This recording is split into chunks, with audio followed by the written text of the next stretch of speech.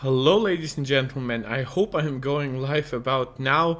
The delay has been killing me, I have no idea anymore once again how OBS behaves, but hey, it seems to have worked pretty fine for the last few streams, just with me taking a small break before starting to speak, which is what I've decided to do now once again.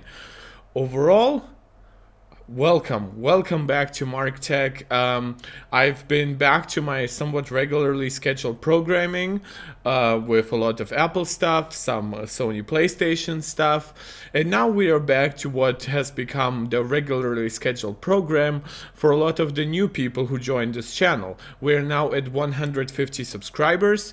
If anybody here decides to become 151, this means I caught them all, basically like the original 151 Pokemon.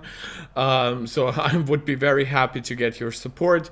As always, please follow me on Twitter and subscribe to the channel. Like, comment, subscribe, however you wish to do it. I always welcome it. It's been an amazing growth on this channel, which is a hobby of mine, but I definitely love doing it. And the LTT saga definitely has been the most exciting part of this channel's existence thus far. Now, this is a video that I had hoped to be doing sooner. Linus himself will address in this video that their responses to the quality control issues that were called out by Gamers Nexus, like, this is their response, and they acknowledge that it basically is coming in a little late. They said it would take a week. It took like a little longer than that, like a week and like 2 days, depending on the time zone. It's hard to like pinpoint. Also, like the WAN show is also something that they did right after this video. I'm sorry, my cat is going crazy, running at full speed through the room for some reason. So this is definitely something that I was very interested in, because I don't think this ends the LTT saga, but I think it's definitely the most interesting piece of data and basically like storytelling that we'll get. Also something very much that I can react to and analyze in the way that I'm used to. I don't yet know how long this stream is going to be. We're going to start by analyzing the video by LTT, which summarizes their new approach. And why I'm still somewhat skeptical about what they're doing. And then we are going to go through the WAN show, which I admittedly have no idea what has happened in the WAN show. So I do hope you bear with me. So at least now you know, like, what the order of things is going to be. It's 10 p.m. for me, but it's Saturday and I have my plans already planned for tomorrow, so I do have the time right now. And anybody who wishes to participate in chat, I very much welcome that. We have had some very fun and I think very insightful conversations in our chats about LTT and the whole LMG versus Gamers Nexus saga. I don't know how much they will address about the medicine story, because it's definitely not something focused on in this video. The question will be, is there more in the WAN show? Which again, I do not know. You can maybe spoil it a little in the chat if you know it. As always, again, I will try to be as fair-minded and as nuanced as possible, while still I hope you understand that if I hadn't had like a somewhat negative understanding of Linus, I wouldn't have been in such a hard agreement with Gamers Nexus. So please understand that while I will cover them somewhat favorably for changing some of their approaches, that does by no means mean that I fully believe that everything will come to fruition, given the years-long backdrop of them not doing enough for quality control, not doing enough to for just the overall like output being very compelling to me as somebody who had been a years-long Linus Tech Tips fan and then eventually falling off. Certainly not watching all of their new channels and stuff like that. I will not be like analyzing them in the sense of believing whether or not they will survive this or not. I've already said that I believe that two major issues are still very much survivable for a large institution such as Linus Media Group. So my primary concern will be, do I believe that they will survive in a way that I will find them maybe more appealing than I did before, or at the very least just as appealing as like their low point was, which is pretty much now, or could it get potentially worse, right? With all the medicine story, could we see like potentially enough people leaving to hurt the entire organization? Could we maybe see like Linus selling it off?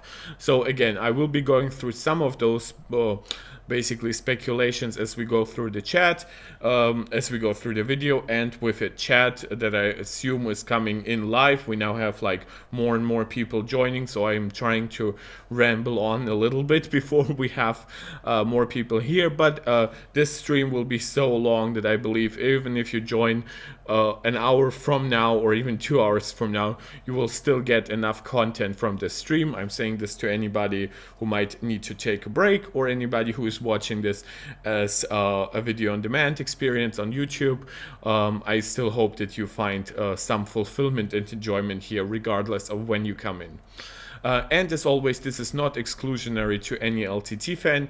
I think and hope that we can all grow together, which also accounts for Linus. Like, he can grow, and this is something that he will address right in the beginning. As always, cheers. I do have a new tradition on this channel, which is when I take a sip, I do this.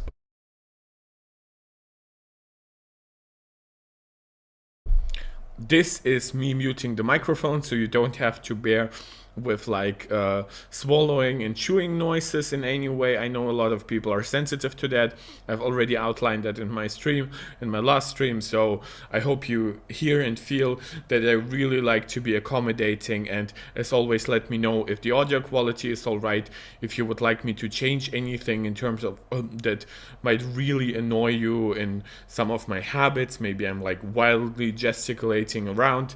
But without further ado, let's get into the LTT video about how it basically continues from here on after all the backlash. It's been a long time since my boss called me into their office and gave me a stern talking to. It wasn't easy, and I had it coming. But the good news is that most of what the boss, that's you, is asking for, that's cute. It's something that he needs to say. It's always a little cliche, like, oh, the audience is the boss, but ultimately, yeah, I consider you the bosses of my hobby here, to the degree which I want more people to watch it, and I know the happier you are watching it, the more likely you are to recommend it, to watch more of my content. And of course, as somebody who has 15.4 million subscribers, he very much understands that he wouldn't have gotten there without a certain part of the audience that is very loyal, and then of course all the masses of somewhat casual fans. So definitely understanding that he needs to address it and to call out the audience as being his boss is cute. I don't think it's very much, I think it's very much corporate speak, but it's not the worst kind of corporate speak you can engage in. has been underway for months, or in some cases even years. That's why we're under new management. Yeah, that's the one thing that I really dislike about the entire LMG saga currently. I know I'm pausing a lot, but I hope you see the point why. It's because we're currently still doing some recapping, which is, he's saying that a lot of it has been going on for years, but I would argue the last couple of years, like the last 2 or something, have been like objectively the worst when it comes to quality of output, and also like true like diversity in terms of the content. A lot of it had started to feel like very samey, like very uninspired.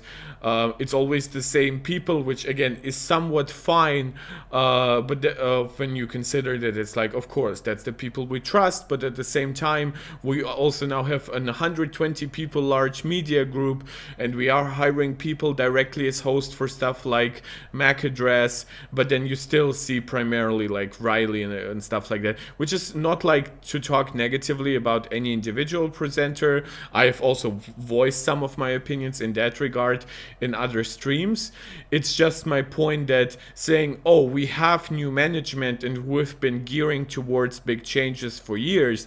Well, all the changes that you have basically put in place over the last couple of years and even months, which includes like launching even more channels, going to super duper regular like content scheduling, like deliberately like not correcting issues that you knew before posting, not fully addressing like valid criticism like in the Abilit Lab story. And again, this is something that is very much on the mind because of Gamers Nexus, but there were numerous issues throughout, like their closeness to several sponsors, the way that like videos that definitely shouldn't be sponsored or monetized still are. Like there are some bad impulses throughout LMG, which like Terran is the new CEO. It remains to be seen just how much input he has, or basically correcting for some impulses that Linus has left with the company. But I don't know, it's already such a large rolling machine. I wonder if it's more likely to just roll over Terran than to let Terran fully take the wheel. And that is assuming that Terran has a much higher quality standard, much higher like ethical beliefs in terms of like sponsorships and stuff like that than Linus does, which again, I'm not sure he would be in this position if he held those beliefs. So this is why I'm skeptical about this belief or like this line from Linus that, yeah, we've been trying to improve for years, but now it's definitely happening. It seems a little far-fetched.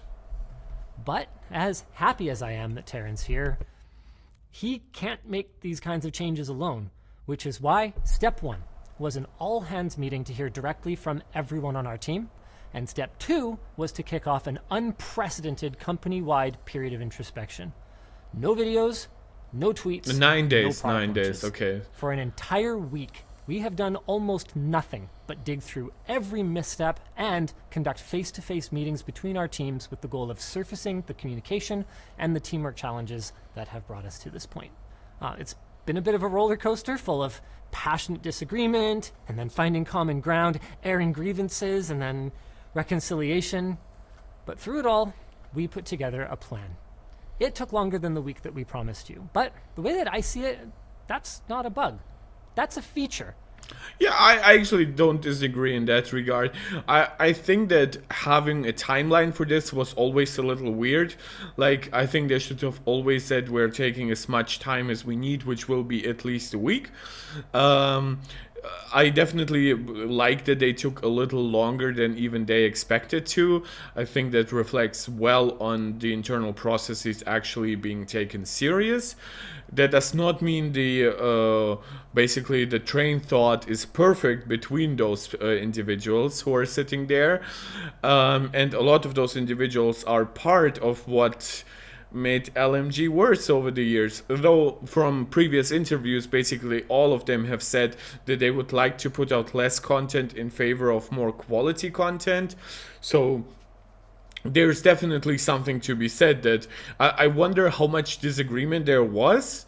Like, were there people who were just vehemently defending like their need for like even deeper sponsor ties and like even more shit on the LTT merch store and stuff like that? It's, I don't know, like who really cares for Linus Media Group and would vehemently disagree with like much needed changes? Maybe he means that there are like vehement disagreements on like the type of changes, but I think the changes that just mostly need to happen are in regard of just more quality control through less output. That's the primary thing that needs to be addressed. And it underscores our new commitment to do whatever it takes to move beyond just entertainment to become the authoritative voice that you guys deserve and the one that we all want to be. Yes, this is, by the way, why I've said in the description of that this is me being skeptical, because I think the core group of people there is not not suited to be like an authoritative voice on tech issues. They simply are not. Like, they're primarily entertainment focused writers. I understand they're engineers there, I understand they're big tech nerds there, but it's like when your channel is built on, I would say, infotainment. I know a lot of people just say LMG is like purely entertainment. I think like the fact that they have channels like TechWiki and stuff like that does still lead me to believe that they've always valued information in their content, at least to a degree. And obviously, while the reviews are like riddled with mistakes these days, for one, it used to be a little better, and second, I don't think that like mistakes are the same as a lack of information. They still have some information obviously happening there. So yeah, to me it's infotainment, more focused towards entertainment. So going from this, which is like what I would say like 70% entertainment, 30% information, to like 80 to 90% information, obviously with an entertainment factor, but having all that quality control that is needed for that, all the hardcore internal processes. I don't think that this is the right direction for this channel. I think the direction for this channel should have been, we are correcting the mistakes that are happening in our videos by putting out fewer videos, by having strong internal processes to weed out those mistakes, and we are taking it more slowly with stuff like LTT Labs and some certain sponsored content, and the way stuff like Short Circuit works, which is like abysmal in my opinion, and we are primarily going back to doing fun reviews whenever there is something to review, and then like a lot of content that is like funny, like on the stuff on channel Super Fun, which I never found funny or watched, but apparently there's an audience for it, and the other point being that we have like between like tech linked and game linked and everything else, that we maybe are like slowing down the content there in order to preserve the quality at LTT, which is still like the bedrock on which all of LMG is built. So that's just how I would have approached it, and including like doing a lot less with LTT Labs and with much higher quality control for what is coming out of LTT Labs. But of course, it's up to Linus to decide what to go with. It's just that Gamers Nexus specifically called him out because Linus was advertising this switch towards towards information rather than entertainment, and I think this will fall on their head once more over time. Like when it all accumulates again, when people see that like the channel is not as like sponsor independent as it should be for the stuff that they like review, which is absolutely needed, that the channel has like people working there who clearly are not experts on issues but are then like treated as experts inside the company. Like this all works for a very entertainment focused channel, even though I would argue ethical issues especially are never appropriate, but I don't see how this will dramatically improve the problems that are actually at hand. Before I lay it out though, I just want to address two important groups. First, to everyone who wanted to see us rise up from this better than ever, I just want to say thank you for being here. Thank you for sharing our passion for technology. Thank you for the countless messages that you guys have sent, encouraging us as we navigate this difficult time. And most of all, thank you for being willing to criticize something that you love in order to make it better. We're here for you. We are not going anywhere. Second, I want to address everyone who wanted to see us fail. I guess all the same stuff. We're here for you. We're not going anywhere, and you're going to have to deal with that. Let's kick off with the content. It's funny arrogance. It's I think I've somewhat like ignored this while originally watching it, because I feel a little more annoyed definitely right now than I felt while during my first view of this. I know that he calls out people who just want to see them fail, which obviously this is like what Linus has built with his life. It's probably like the second most important thing to him after his family. I understand why he definitely wouldn't like people rooting for his failure. It's just whenever you whenever you mention people like that, in my opinion, it gives them like it creates this imbalance where where it feels like, oh, we have haters, like real people who call us out still love us. No, for example, I don't like what has become of LMG, and I would rather them fail than to continue this, because I think at this point this hurts a lot of the tech industry. But I do not wish them to fail outright. I would wish for them to find the right balance by going like more in what they used to be, rather than this somewhat egomaniacal approach into being like the best tech YouTuber with the best data. It's just such a weird focus for LMG. If like Gamers Nexus or Hardware Unboxed one day said, look, we are like tripling our teams, which would still be like infinitesimally smaller than LMG, but like, and now we are doing all this testing and this testing, right? And to a degree, that's what those channels have done. Hardware Unboxed has created Monitors Unboxed, which has now started more regularly testing monitors because that content was not that popular on Hardware Unboxed, so they decided to create an extra space for it. Gamers Nexus has built out their own like lab and started doing more elaborate thermal testing. They are constantly in talks with companies like Intel and Nvidia with their testing tools for stuff like reflex technologies, for latency issues, frame time graphs and stuff like that, trying to be at the forefront of testing, which LMG hasn't done even with the LTT labs. So how they would try to do that, to me, is not quite understandable. YouTube Kulanichisi, you're saying you 100% agree with the fan/haters take. Yeah, this is like the problem. Like Linus, I would probably say the same thing in his position. So it's not like I have no human understanding, but if I try to be really objective in like media analysis and somewhat even like psychological analysis, I have to call this out, right? This is the point. It's not about me being angry with him personally. It's just that I think this tries to like mislabel people like me as haters. And by the way, people like me includes like basically every other tech channel on this platform. People with like 10,000 subs or 1,000,000 subs have gone out to summarize the issues that Gamers Nexus has covered. And while the larger channel is, the more likely it was that the channel would say, but we still like LTT, right? Because breaking off relationships entirely with LTT can really go back to bite you as a tech channel.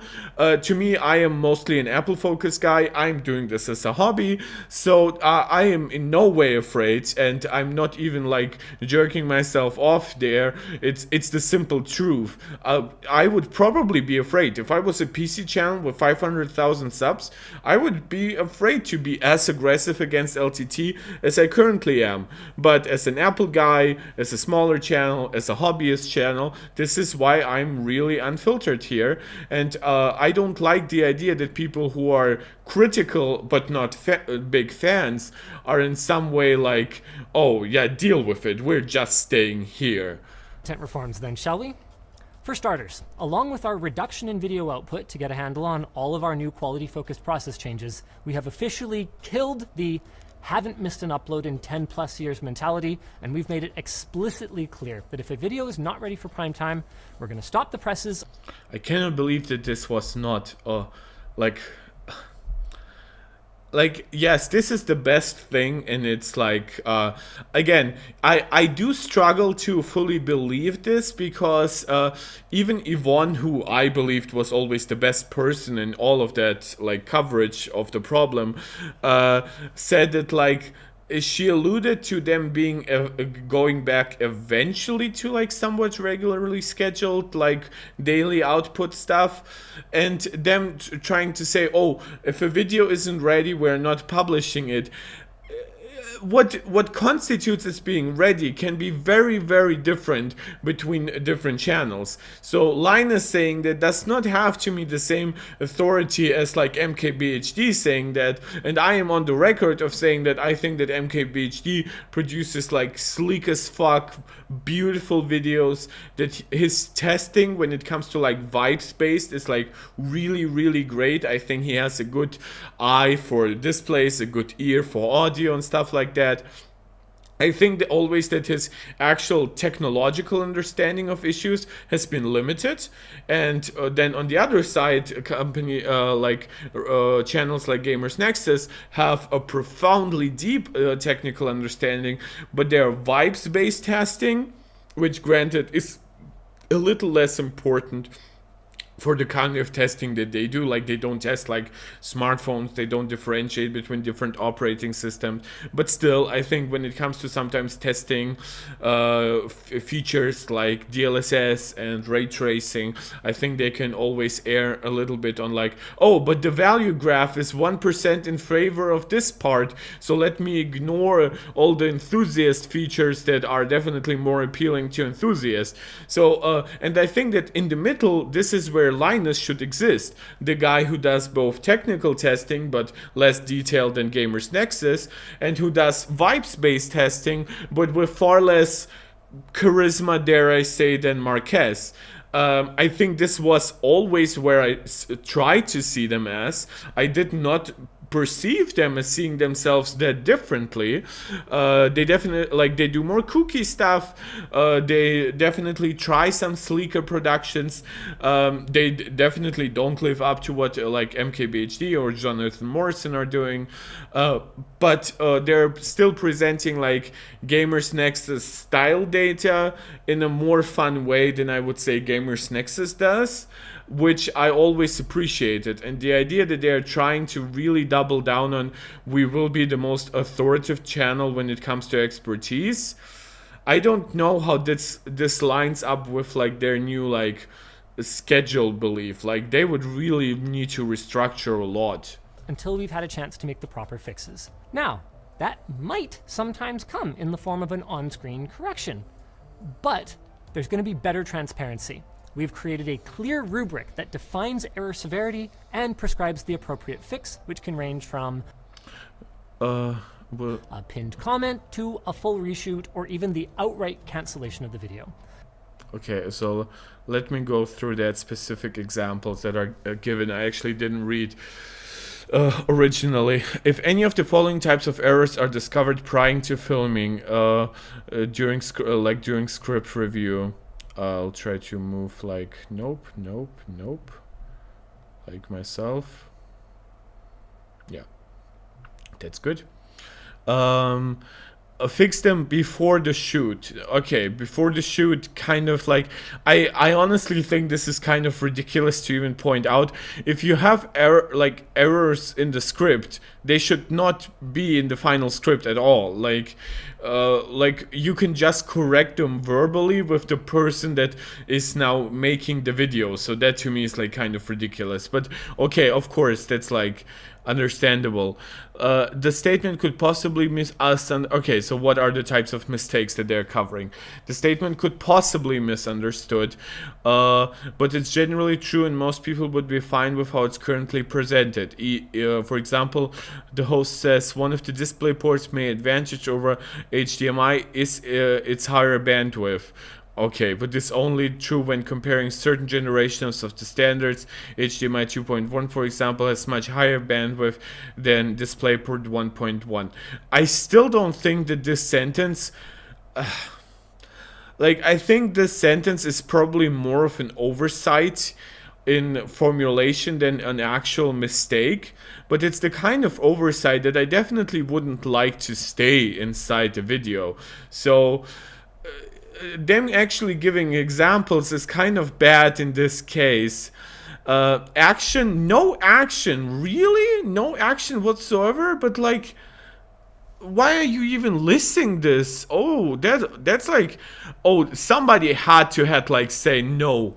This has to be corrected as well. Like low sensitivity, you could be like, no, no. If you have like mistakes, you need to call them out. Like Lawson. Oh, now I really regret not having pre-read this because I think I would have been more aggressive from the get-go. This is weird. Why is this?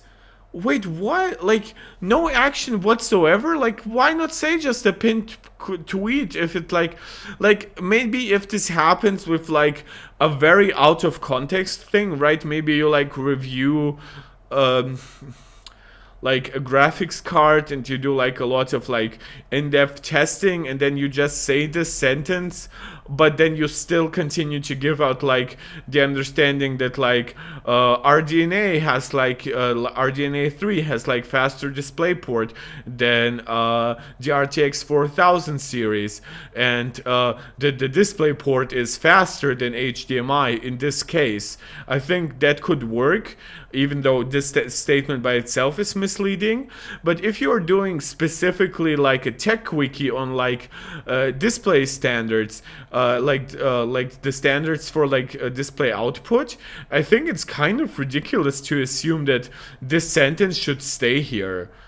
Okay, so that's a little, again, it's not terrible, it's not like I'm complaining about this, like it's a little nitpicky, but it's kind of weird to explicitly put out this example in kind of like a sense of it being a defense of how good everything you have decided now on is. Ugh. Low sensitivity. The statement is incorrect, and we should try to clarify it better in the future. But we can leave it for now because it doesn't meaningfully impact a viewer's purchase decision or general knowledge. For example, the host says, this monitor features moderate pixel response times and contrast because it uses an IPS panel, but the panel it manufactures is, wait, what? Like, sorry, it's actually AUO rather than LG, so it's not technically an IPS panel, a term which is trademarked by LG, but rather an IPS type or IPS-like panel. Ironically, I actually think that this needs less correction than this. I know IPS is technically patented by LG, but this technology is so ubiquitous at this point that like Japan Display, AUO, and stuff like that have long like been very good at creating IPS type or IPS like panels. So yeah, actually in this case I actually agree. I think a pinned comment, like you could probably put those into the same perspective. I would say it's technically incorrect, so I understand what they're trying to say, but I would also say that saying the DisplayPort's main advantage over HDMI is its higher bandwidth is also technically incorrect, because without generational modifiers it's a pretty much worthless comment nonetheless. It's also highly dependent on, because you cannot even say like, oh, like a DisplayPort on the latest graphics cards before, because as I outlined, DisplayPort on RTX 4000 is very different from DisplayPort on the latest RDNA series. So yes, technically true, technically not true, so still okay the way they phrase it, though I would pin comments on both nonetheless. Preferably I would say that this should be fixed before the shoot, which by the way now I understand this comment is like that regardless of what mistake they see, it should still be focused before it makes its way into a video. That is, this was so obvious that I kind of misread this originally, so this is a good enough statute of quality. I'm not super sure about the differentiations here because I think they do leave a lot of leeway, but it is what it is. It's not terrible, it's just a little worse than I expected. Medium sensitivity, the statement is incorrect and the minority of the audience could be upset or misled, so I assume like high severity would then be it's incorrect and either like like a plurality or even a majority of the audience could be upset. But let's read on about medium severity. If it doesn't really affect the outcome of the product evaluation of the majority, e.g. the host says the GPU has AMD's AMF video encoder, which is basically the same as NVIDIA's NVENC, but while the stated functionality is the same, NVENCs offer better image quality, which could be important to a small minority of buyers. Yes, I mean, I kind of understand. I actually don't think this statement by itself until this point is bad, because saying something has the same functionality is almost basically the same, right? But yeah, of course, as a consumer oriented review, it cannot be like stated like this. So obviously correct it before the shoot.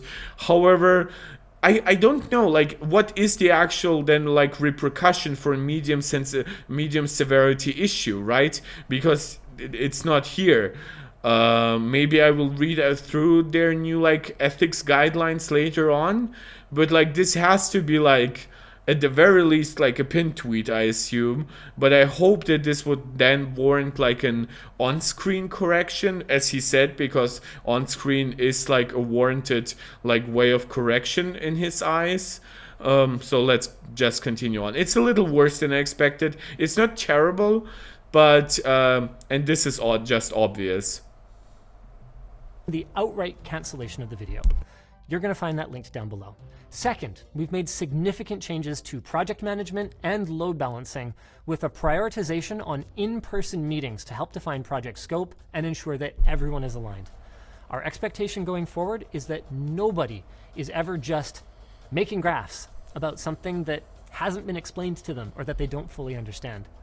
Well, okay, full understanding is always like one thing. I think there are legitimate ways where that you can get graphs to be correct, and still made by somebody who doesn't fully understand the topic. I think the problem has more to do with like, would it kill the person who actually made the video kind of overseeing the graph creation? But then again, probably with a lot of like how workforce is managed, and probably that some of the work is being done like from home, I assume that's not very possible. Maybe there could be like some kind of rule that you send like when something is 25% done or 50% done, so that somebody could correct if they see like it going the really wrong way. So I assume this is what's somewhat happening here. This will not only improve accuracy, but it will give us the opportunity to present data in more interesting and more digestible ways.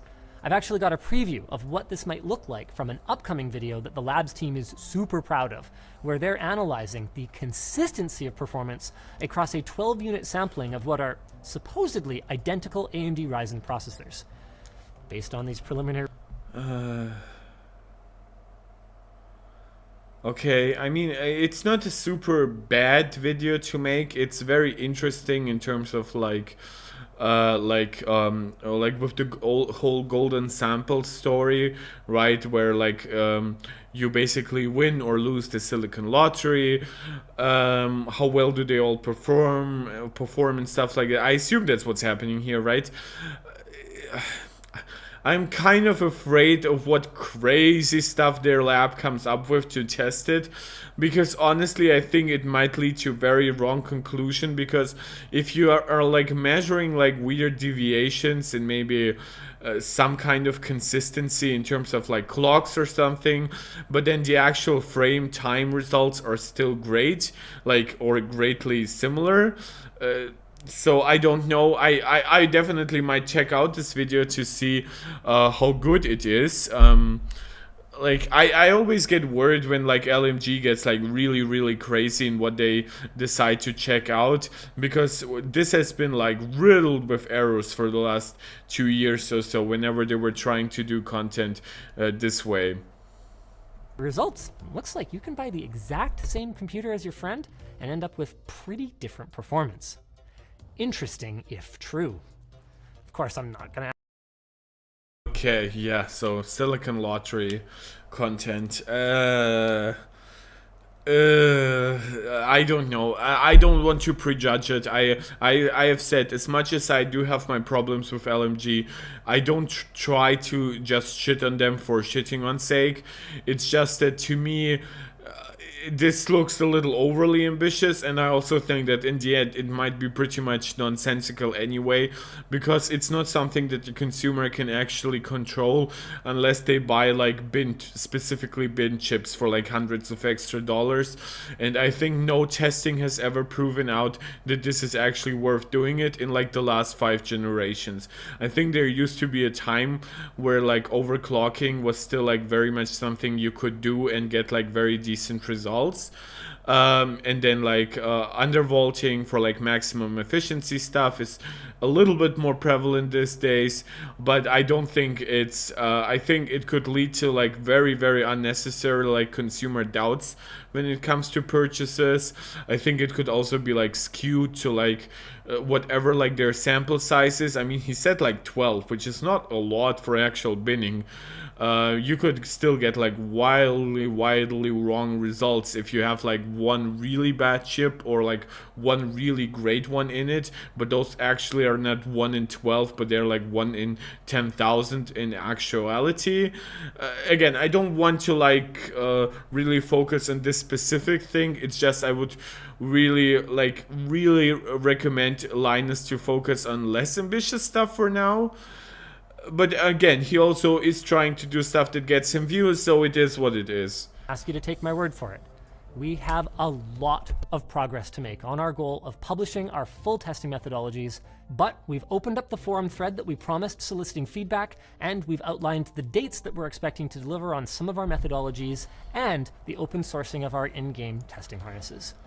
For those who don't want to click the link, you can expect to find some updates around the middle of September. A good...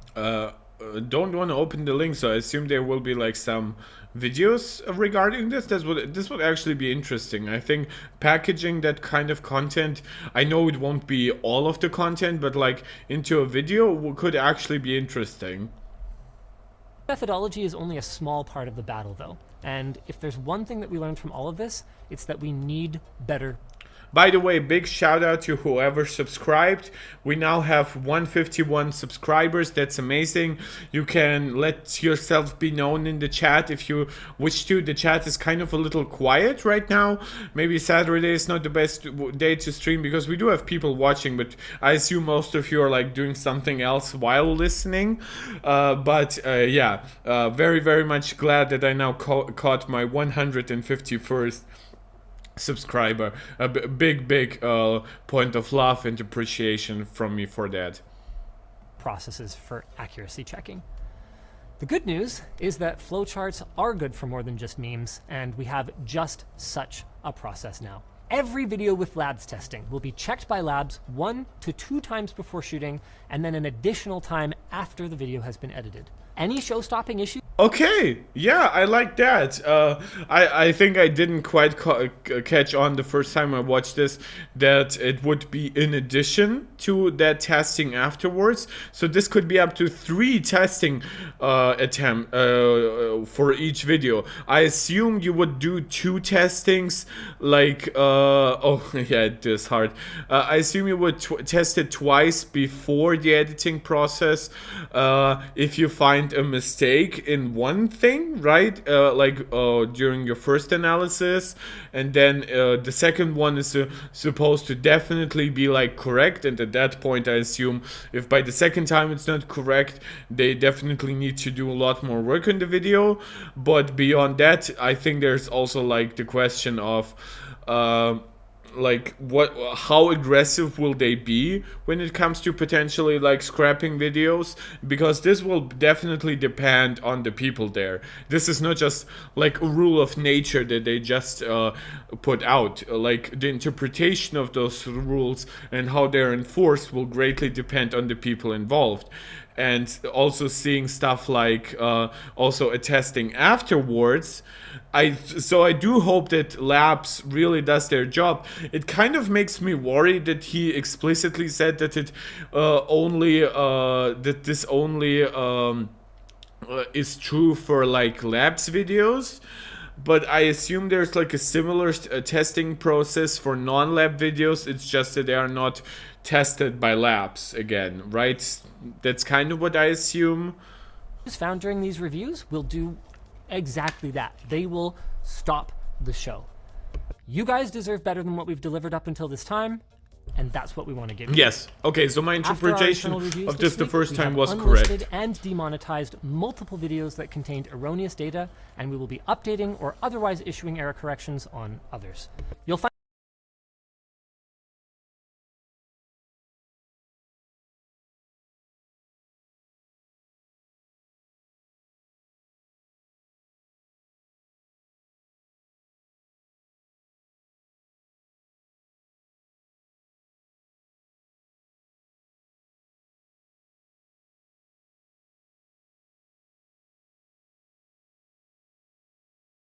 Oh, I'm so sorry. Just left off my microphone.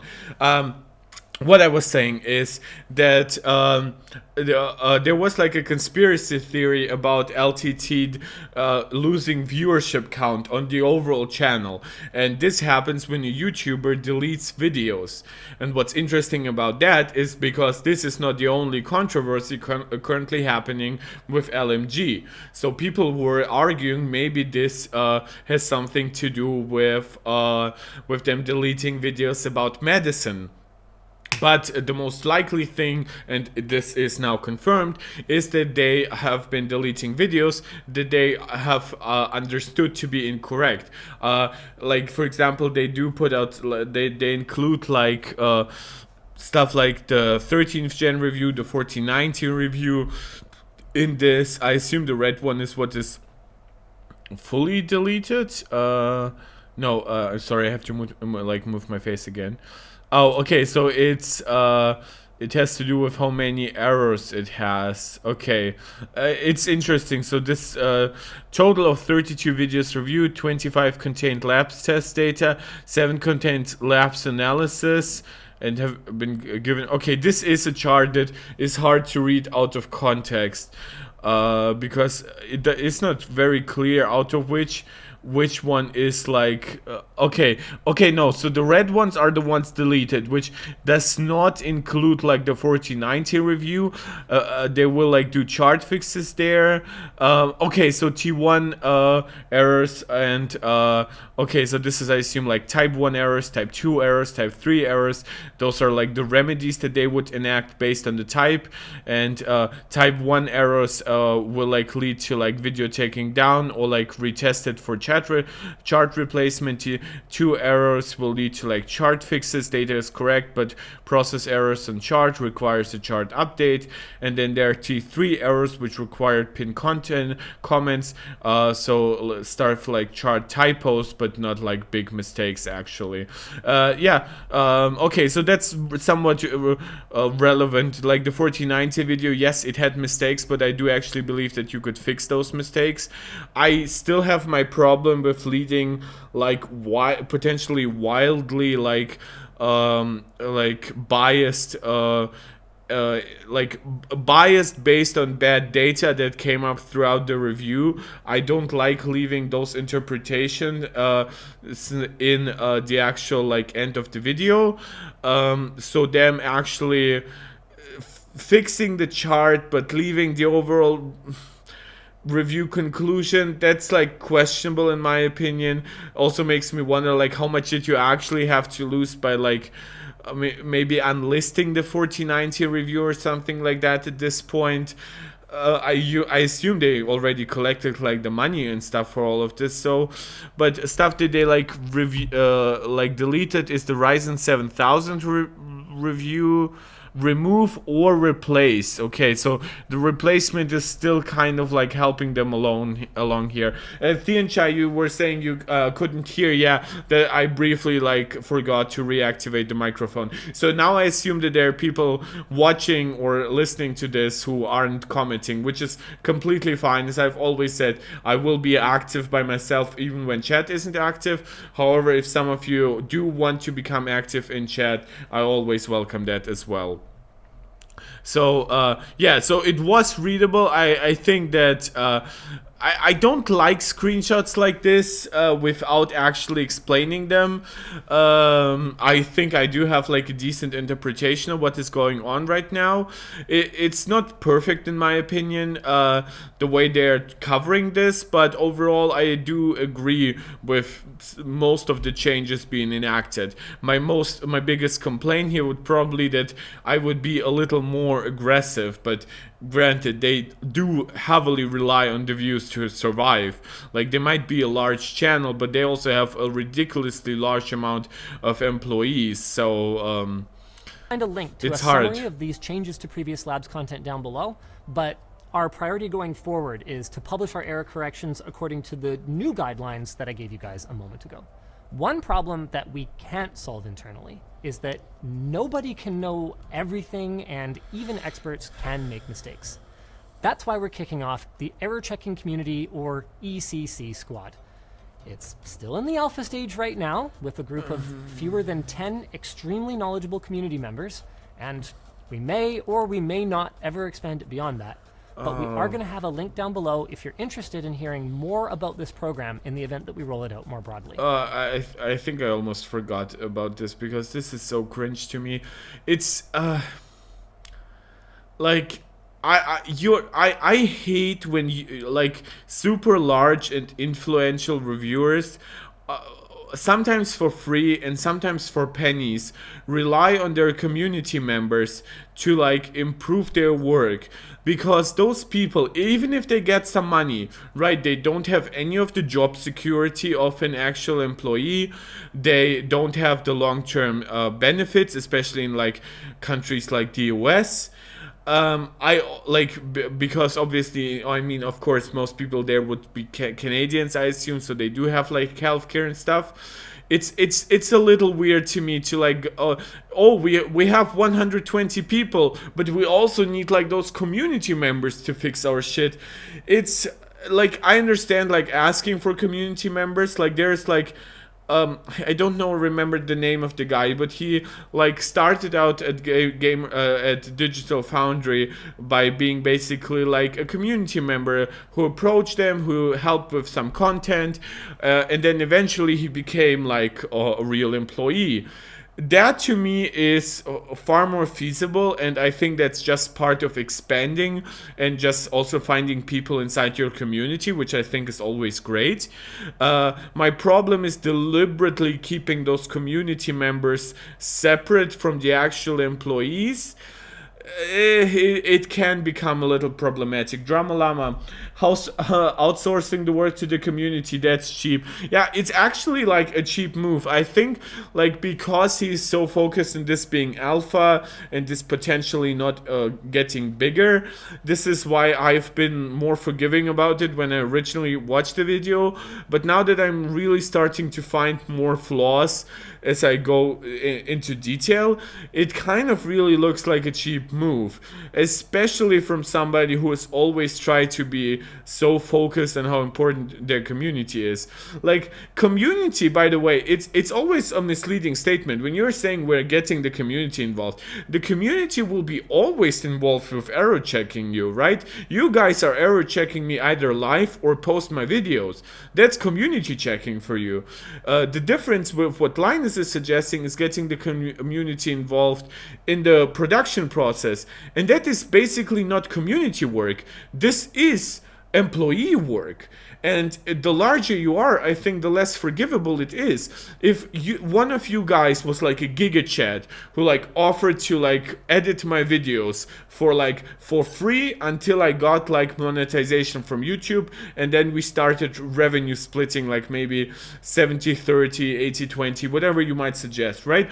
There would be a giga chat move that would be like community work, but like it's more of a cooperative understanding of my channel, less a cooperative understanding.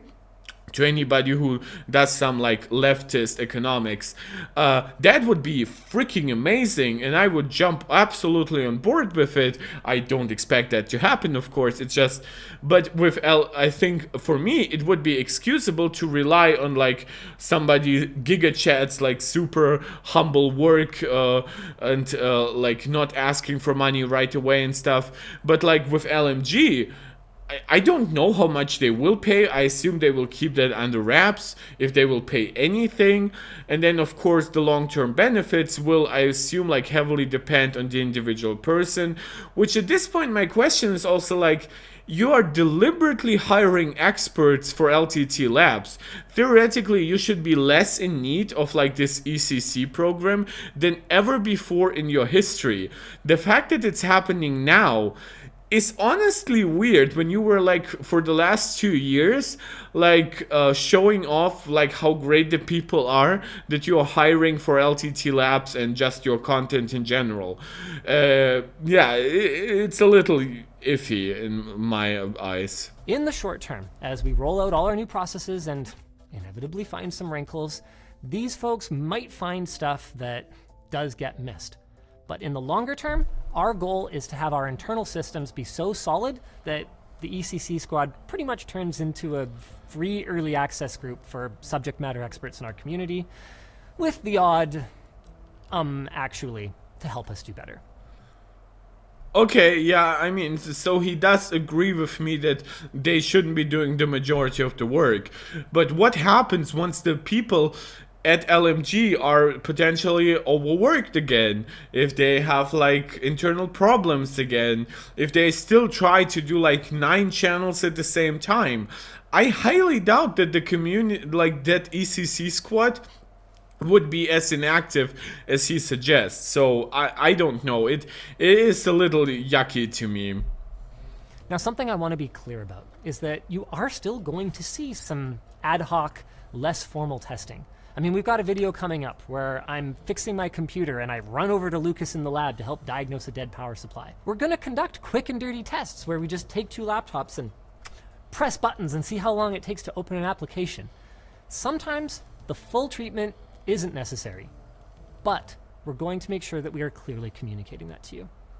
Finally, recognizing that improvement is a journey, not a destination, we're using our newfound time to run. I never liked this, because I understand that there is never one destination, but it could be a journey with like several like important stops. And I think that I understand this is still like metaphorically speaking on his part, but it does always lead to like doing a lot of apologia and excusing bad quality, when clearly there should be at least some aspect where you're like really hardcore. Those kinds of errors can never really happen.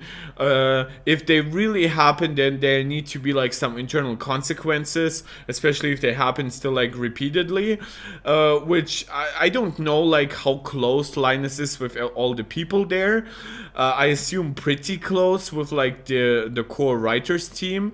It's I understand that like letting go of people would be complicated, and obviously Linus himself is not the CEO anymore, but I think there definitely needs to be at least one major destination stop that they call out, and like maybe it could be measured in like in percentage of videos that have one error or more, and or maybe even like which videos, how many videos have we produced this year with egregious mistakes, like they now have like an rating system for errors or misleading content. So it can be a little misleading, basically, what he is saying here.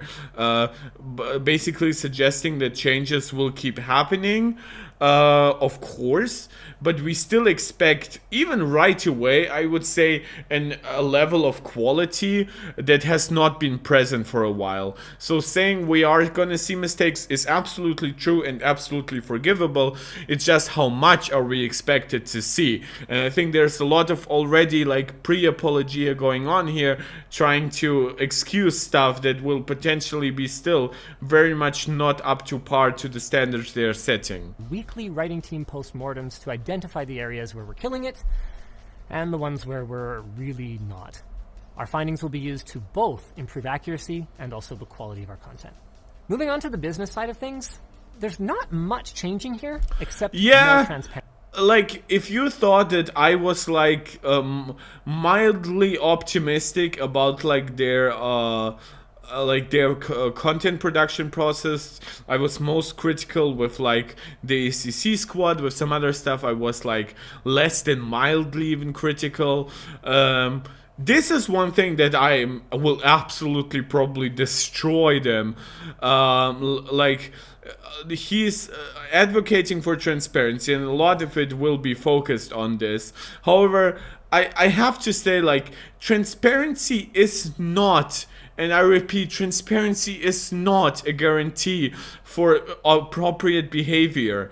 Like, when like that Trump call leaked with the Georgia governor about finding me the 11,700 something votes that I am missing, that's when by the time it was leaked, that's a very transparent process, and Trump didn't come in and say like, oh, like, because this was leaked, now I'm changing my behavior. He's basically saying, oh, we are now transparent about this, and this is a perfect phone call, right? And obviously he knew that stuff like this would leak, and he was always ready to argue about it like this. Again, I'm not comparing Linus to Trump here. It's just that I'm saying that there's a lot of ways where you can be transparent while still doing wildly bad or wrong or misleading things. So this idea that more transparency is always automatically a lot better, I mean, sure, it will help the community do a lot of like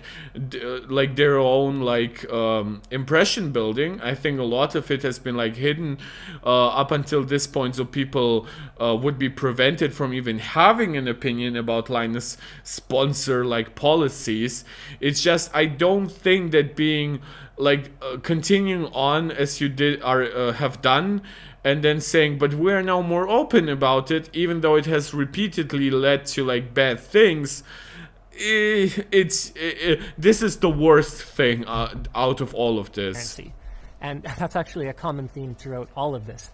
We've recognized many of our biggest areas for improvement for years. I mean, that's why we have the sponsor complaint thread on the forum, for example, which we've now committed to providing weekly updates on. And that's why we had our internal sponsorship guidelines, which now you will find linked down below, available in public. That's also why we brought in an experienced manager, Taryn, who is off-site this week, or I would have brought him in to chat with you guys as well. There are some other changes we've committed to and followed through on, providing more proactive information to our team during crisis time. Yeah, so the idea is like, we will let you do basically like your vibes testing on like our sponsors. We will hope that whoever is like just disgusted by our sponsor policies is probably not big enough of a fan to like find the link to the forum, go to the forum, add a complaint, and then hope that that complaint gains enough like basically like support on the forum to then warrant them actually asking that sponsor. I think that their own internal guidelines, like the fact that they are not changed as it seems, is the worst thing here.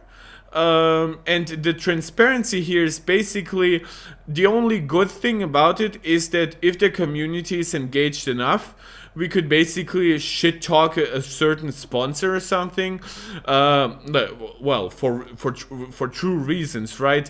And then get Linus to change that, as they did with stuff like Anchor. However, that's like also like, that's such a rare example of them ever following through on like backlash against sponsors. So I really cannot guarantee that anything substantial will change, as they've also already had a process in place when it comes to like, please review our sponsors, basically. We've built out a clear schedule for one-on-ones between team members and managers, and we've established a path to reducing the number of direct reports for each manager, and a bunch of other stuff that we're going to continue to work on in the background. I do think one of the most pressing things that you guys want to hear about, though, is that we have revised our process for item tracking to a heartbeat system that requires our procurement team to follow up pending projects and update their status. They didn't do anything wrong before, but this should help to avoid any confusion going forward around items that start out as we don't need it back and then turn into a loan later on. I do not want to see something accidentally end up in the Christmas party pile or any other don't need it anymore pile again. Now, let's talk. Okay, I don't know how important or how prevalent the issue was. I assume he's not talking about something like the Billet Lab situation where something ended up being auctioned, even though it wasn't supposed to. But that's like probably he is to a degree. It's just he doesn't want to mention them. It's difficult. It's difficult to truly pinpoint. I understand there was like an issue like that with how they're like basically like managing some older materials and stuff that they're getting from companies, and how that happens to coincide with basically like getting money from sponsors indirectly. So it's not a bad thing. And again, he says they weren't doing anything bad before. I don't think it would be necessarily really changing it unless there were some issues. Artix, hello again. Yes, Artix, I know you have been a supporter for a few videos by now, so I'm very happy to see you here. Talk about our workplace culture. We offer a solid benefits package, including extended health. Benefit for highlights, contributes 1%, regardless of contribution. No deductible coverage for prescription, no annual maximum, no deductible 100% for global medical assistance, coverage for Canadian ambulance or hospital care, no deductible 100% for vision exemptions, up to $200 every 24 months for lenses, 80% coverage for chiropractor, physiotherapist, psychologist, the social workers, dietitians, pediatricians, speech therapists. Yeah, I don't know how much of that is like mandated by like the Canadian government. I'm definitely not an expert. I know that in Germany, like there's like basically a shared aspect of like how much the employee pays into like basically funds for like social security stuff. But to me, yeah, I mean, it's good that they are outlining this. I don't really cannot tell you how much of this is like voluntary, how much of this is just Canadian stuff. No deductible on dental, 100% coverage for dental exit, 80% coverage for basic work, 50% coverage for major work, 50% coverage for orthodontic work. Okay, so yeah, I assume some of it is like government mandated. Maybe some of it is better than not. This is not something that I am reading up on. I assume I know Canada has has like decent to even great protections for employees in several areas, as does Germany, where I live. So I will not be busting their balls for any of this. For one, I'm not an expert on like health coverage in Canada and how much of it is like paid for by the employee, by the employer. But it is good that they're outlining this nonetheless. Maybe somebody here is like Canadian and very knowledgeable if this is good or not. Thean Chai should have had better inventory management since the beginning. Yeah, I don't honestly know, like I assume they still would like label everything and like, but I assume they don't just know where they leave some stuff behind, right? Maybe on the shelf it's like clearly labeled, but then you have to go like through this entire giant warehouse, and where has it been put? Some project might not be very clearly like have a clear genre of where they belong to in terms of how they like manage their inventory. So maybe like it would be very clear in the case of like a GPU or a CPU, but what like happens if like a CPU block and the GPU are like in one, would it then be filed under GPUs or like cooling solutions? So I assume there was some potential for errors there that apparently they're clearing up. I don't know. They're definitely not like putting air tags on every product, right? And then trying to locate it. So again, it can still be hit and miss. I think some of this stuff is like trying to really focus on the stuff where they've already been decent. Stuff like worker protections, I assume, and stuff like in terms of warehouse management, I assume they have never been like called out directly on being terrible. So but he deliberately like went away from stuff like sponsors, right? Did you like as I've said, he will focus on like transparency going on, but not that much actually for sponsors, which were the lead up to a discussion about like being more open and being more transparent. So Linus is pretty good at this stuff. I will give it to them. This is very good corporate talk. It is a corporation, so saying it's corporate talk, it's not necessarily insulting by itself. But this idea that like Linus is a guy of the people who feels beholden by just his hardcore techie fans is 100% wrong. It's simply just not true, because Linus is first and foremost responsible for getting money through views, getting money through sponsors, getting money through the LTT merch store, and then getting as much of each individual source into the larger pot. This is his work.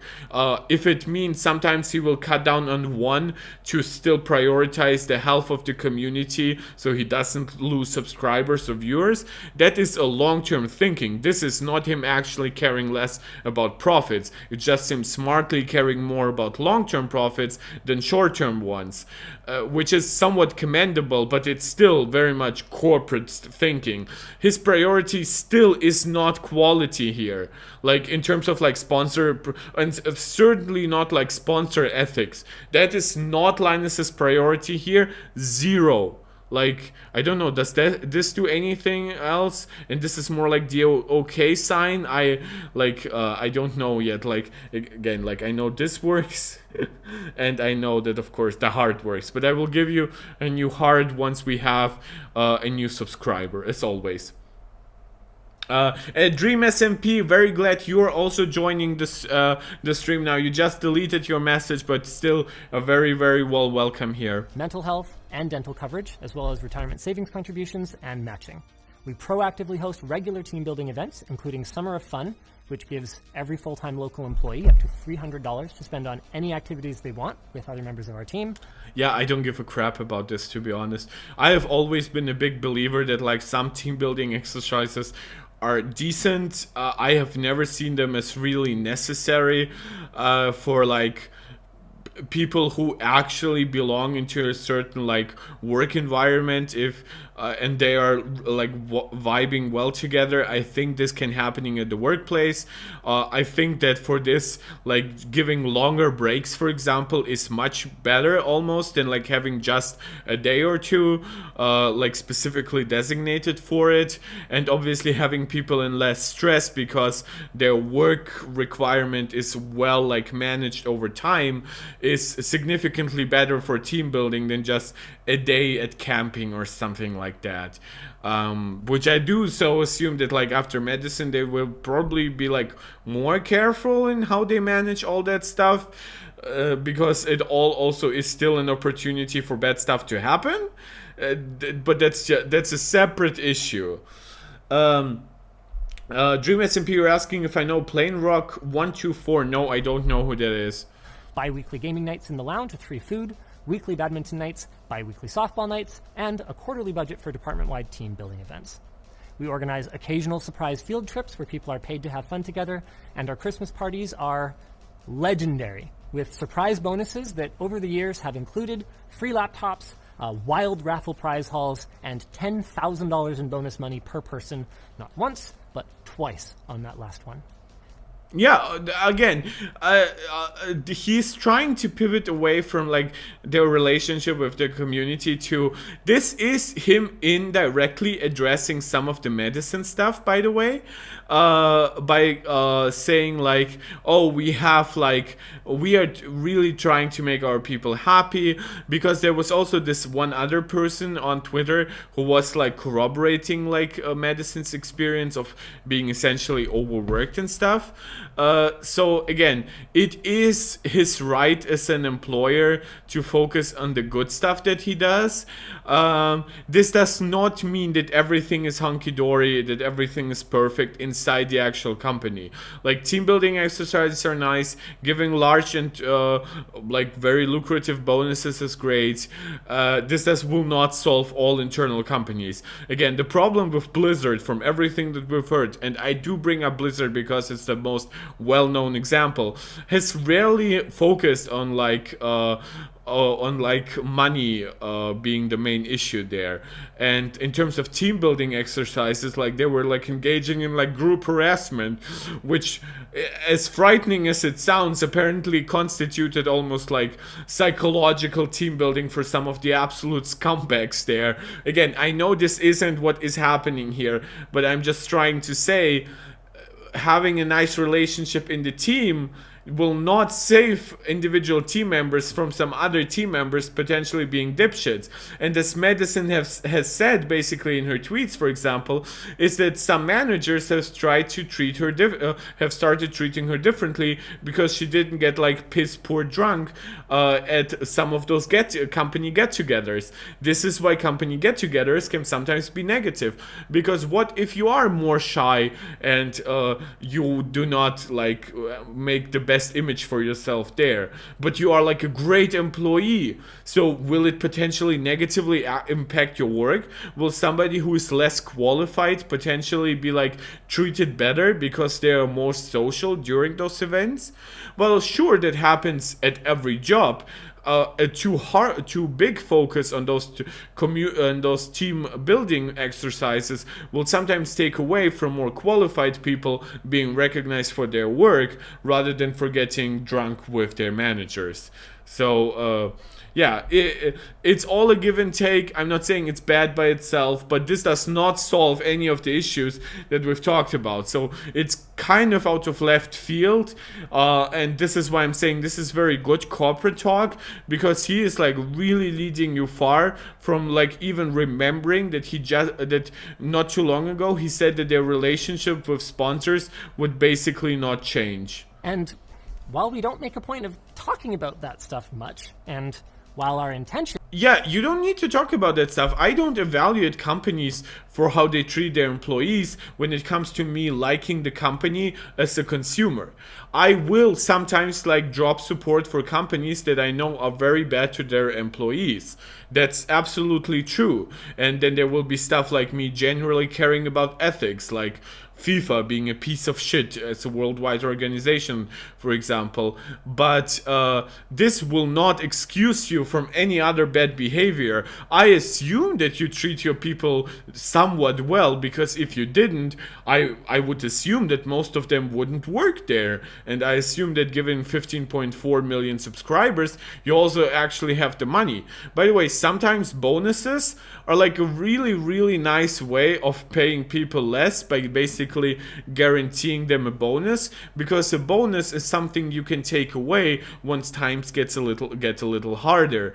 But if you pay them more out of the gate, it's very hard to like lower somebody's like wage afterwards in like a new contract. Usually the number just goes up if a person stays long enough at the company.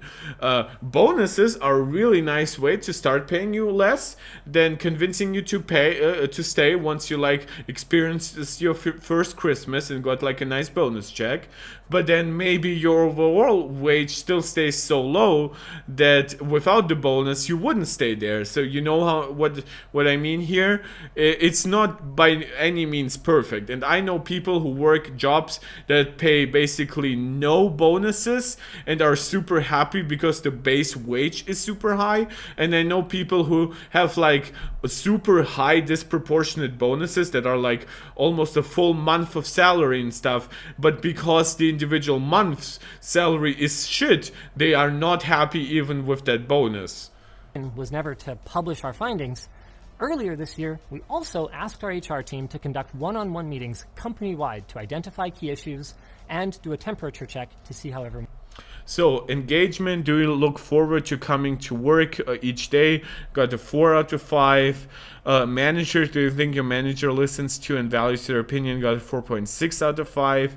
And do you feel the culture here is motivating and positive? 4.1 out of 5. Okay, like one-on-one stuff is a little bit weird when it comes to that, because one-on-one will not make people feel like super safe like anonymity does, but I assume this probably could have still be done in an anonymous way, so I will not immediately dismiss this. Oh my god, sorry, I'm trying to move my face and not the oral thing, right?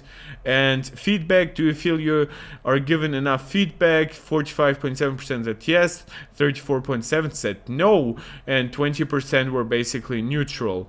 So feedback definitely is the worst here. I would still say like culture could be better, because sometimes culture, you could get like a ton of like bro dudes giving you 5 out of 5 because they feel like super comfortable being shitty to other people, and then like one person gives you a 1, and then it changes obviously the average given the amount of people you have, but the larger your company is, the potentially less that impact is of somebody who got like treated really, really poorly.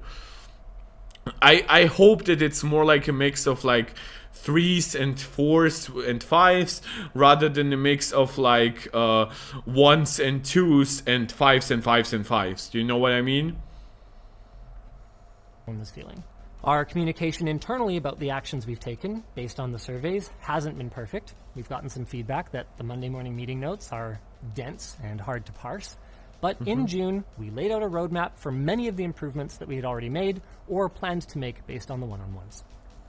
Now, for those of you paying very close attention, you probably heard me mention our HR team, which isn't consistent with the impression that many people seem to have of our structure here. Yeah, and by the way, that is all your mistake, because you don't do, like, even on your website where you are outlining what people work there and what work they do, it is not transparent at all, like that you have an own internal HR company, like department.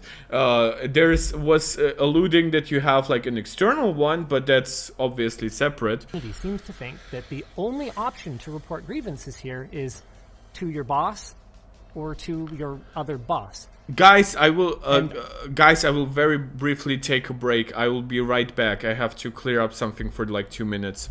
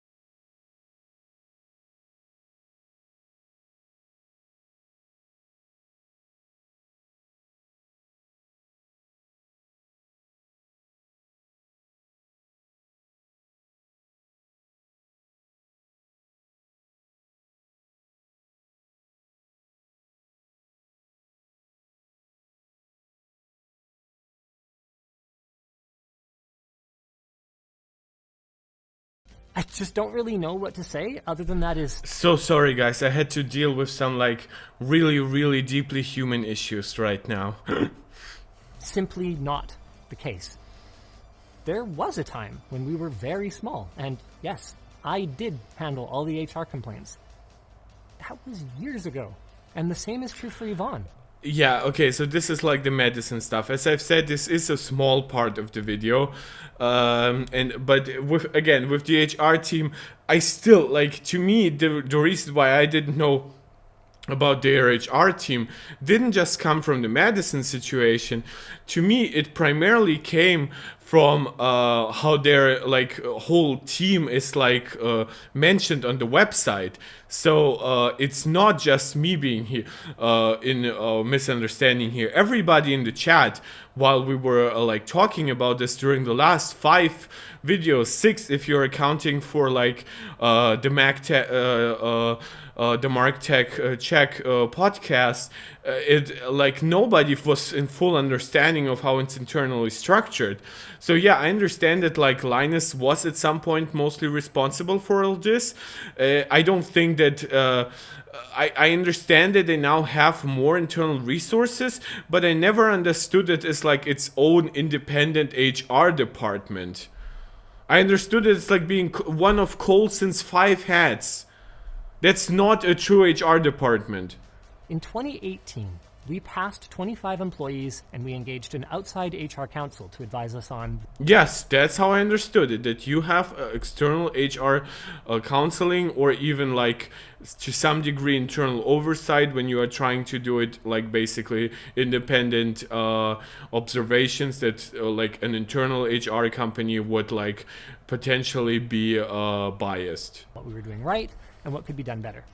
In 2020, we grew to 40 team members, and we brought in an outside HR firm, making them available to all employees if they needed to talk to them. This was on top of the usual recommended conflict resolution. Wait, so you don't have an internal HR department. You have an HR department that people can rely on, but that is by all accounts an external HR department, which, I mean, sure, that's like part of what you offer, but it's still not an internal one. So don't like, of course people would be like somewhat like not understanding what is happening the way you have explained this prior.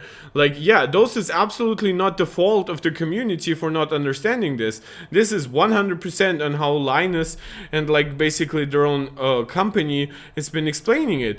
And it's very clear that by the time the Madison issue was happening, that external HR team was very much in effect. So I don't quite understand, like, this is misleading. This is almost trying to suggest that like, people just believe we don't have HR. No, we are trying to say that whatever HR you have, like, might not be properly explained to people, or might not be very easy to access, or might not be very understanding of internal processes. There's a big benefit to external HR stuff, sure, but there's also, like, the fear of what if you provoke an external HR team to come in and then attack the manager that you basically, like, put on the spot with them. Like, will it get retribution because those are external people now coming in and dealing with internal issues? While with internal HR companies, there's always the big downside of them being, like, super lenient to important people in the company. But at least an internal HR rep could still be more understanding of internal processes in the way that I don't think an external company could be. See which sponsor quit MLTT. Lufaso, are you asking if a sponsor quit LTT or if LTT quit a sponsor? Because I don't know if sponsors are quitting them. Like, I like, again, I know that they quit sponsors like Anchor, and I understand there were some issues sometimes with companies like ASUS. But it has mostly always been corrected. Medicine sexual harassment will force some sponsors to quit. Oh yeah, oh you mean like that like the long-term consequence is basically like backlash throughout the community, and with that also sponsors. That might happen. I don't know basically where the medicine thing will go. I think companies have also historically shown themselves, even the woke ones, if you want to call it that, that they are pretty resilient to a lot of backlash, and that if something remains like mostly uncorroborated, that they're fine with still supporting people. Which again, I do not advocate for canceling people out of just allegations, but yeah, I do think that there will be some consequences here. But don't forget that there's a downside to potentially quitting Linus.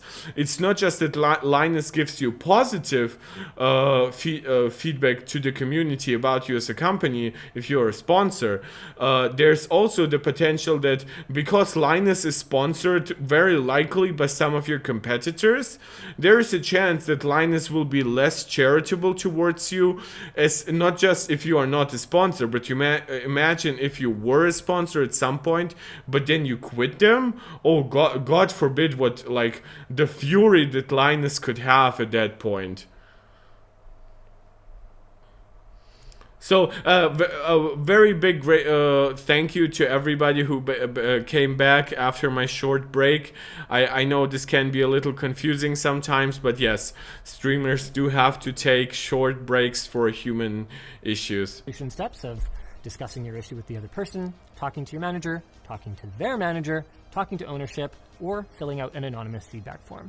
Then, as we approached 100 team members, we added a dedicated in-house HR department with the goal of providing even more resources to our team.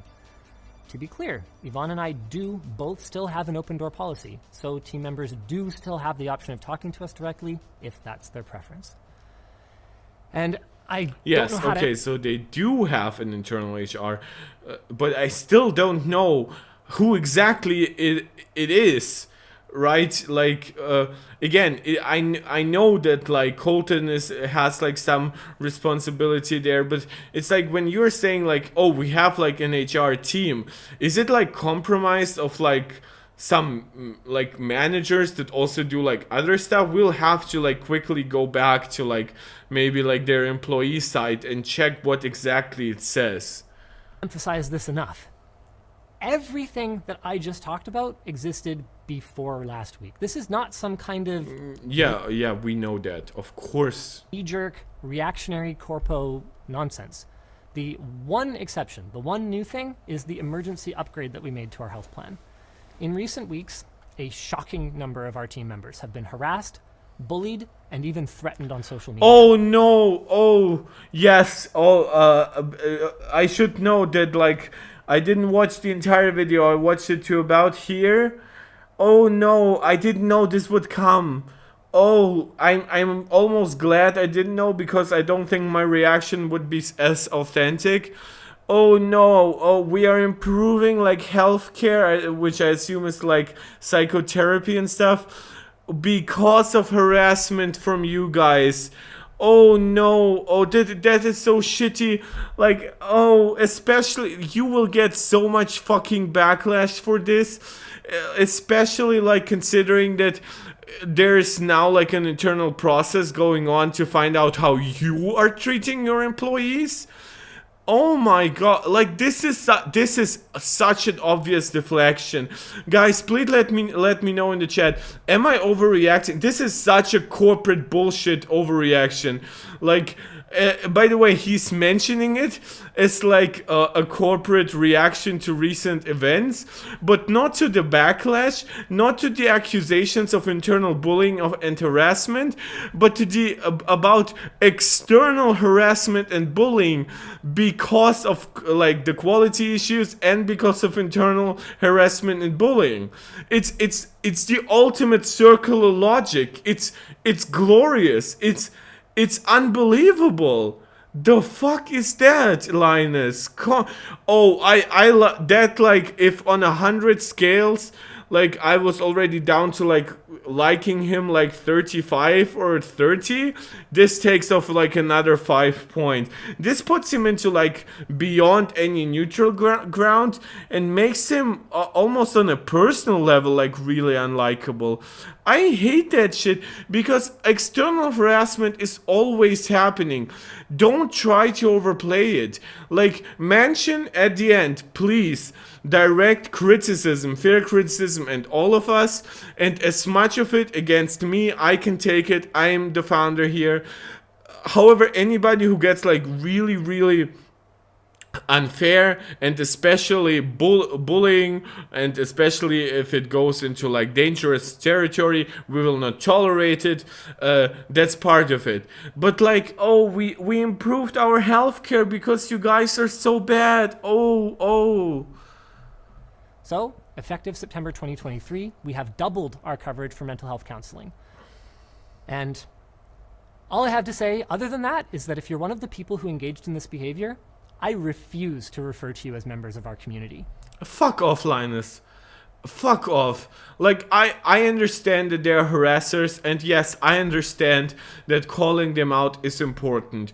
But doing it in this way, like, oh, it's so freaking misleading.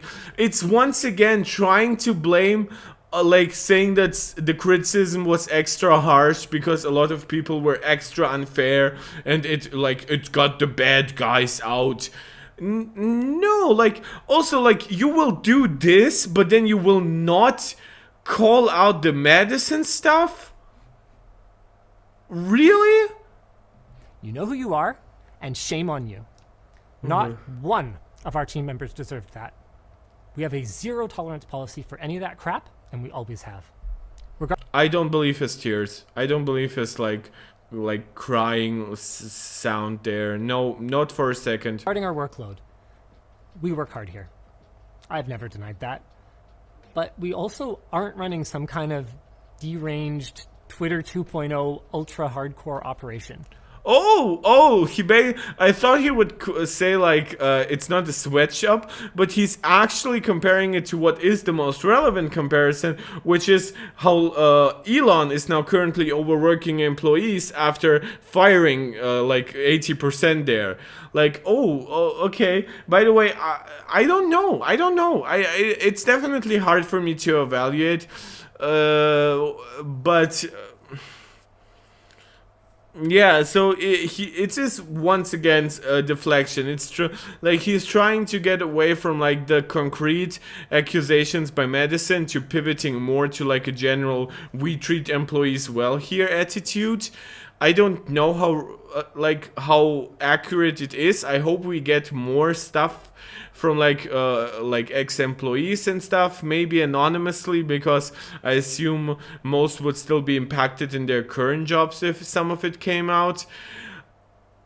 It's difficult.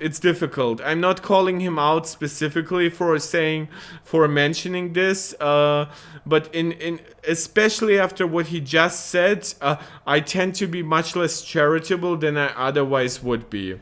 This is the morning and night surveillance footage of our parking lot at the studio for 5 workdays leading up to our week of introspection. We offer some flexibility around start and end times, so you'll see that some people roll in starting around 8:30, and then, as you can see, the ones who arrive later are typically gone by around 6:30.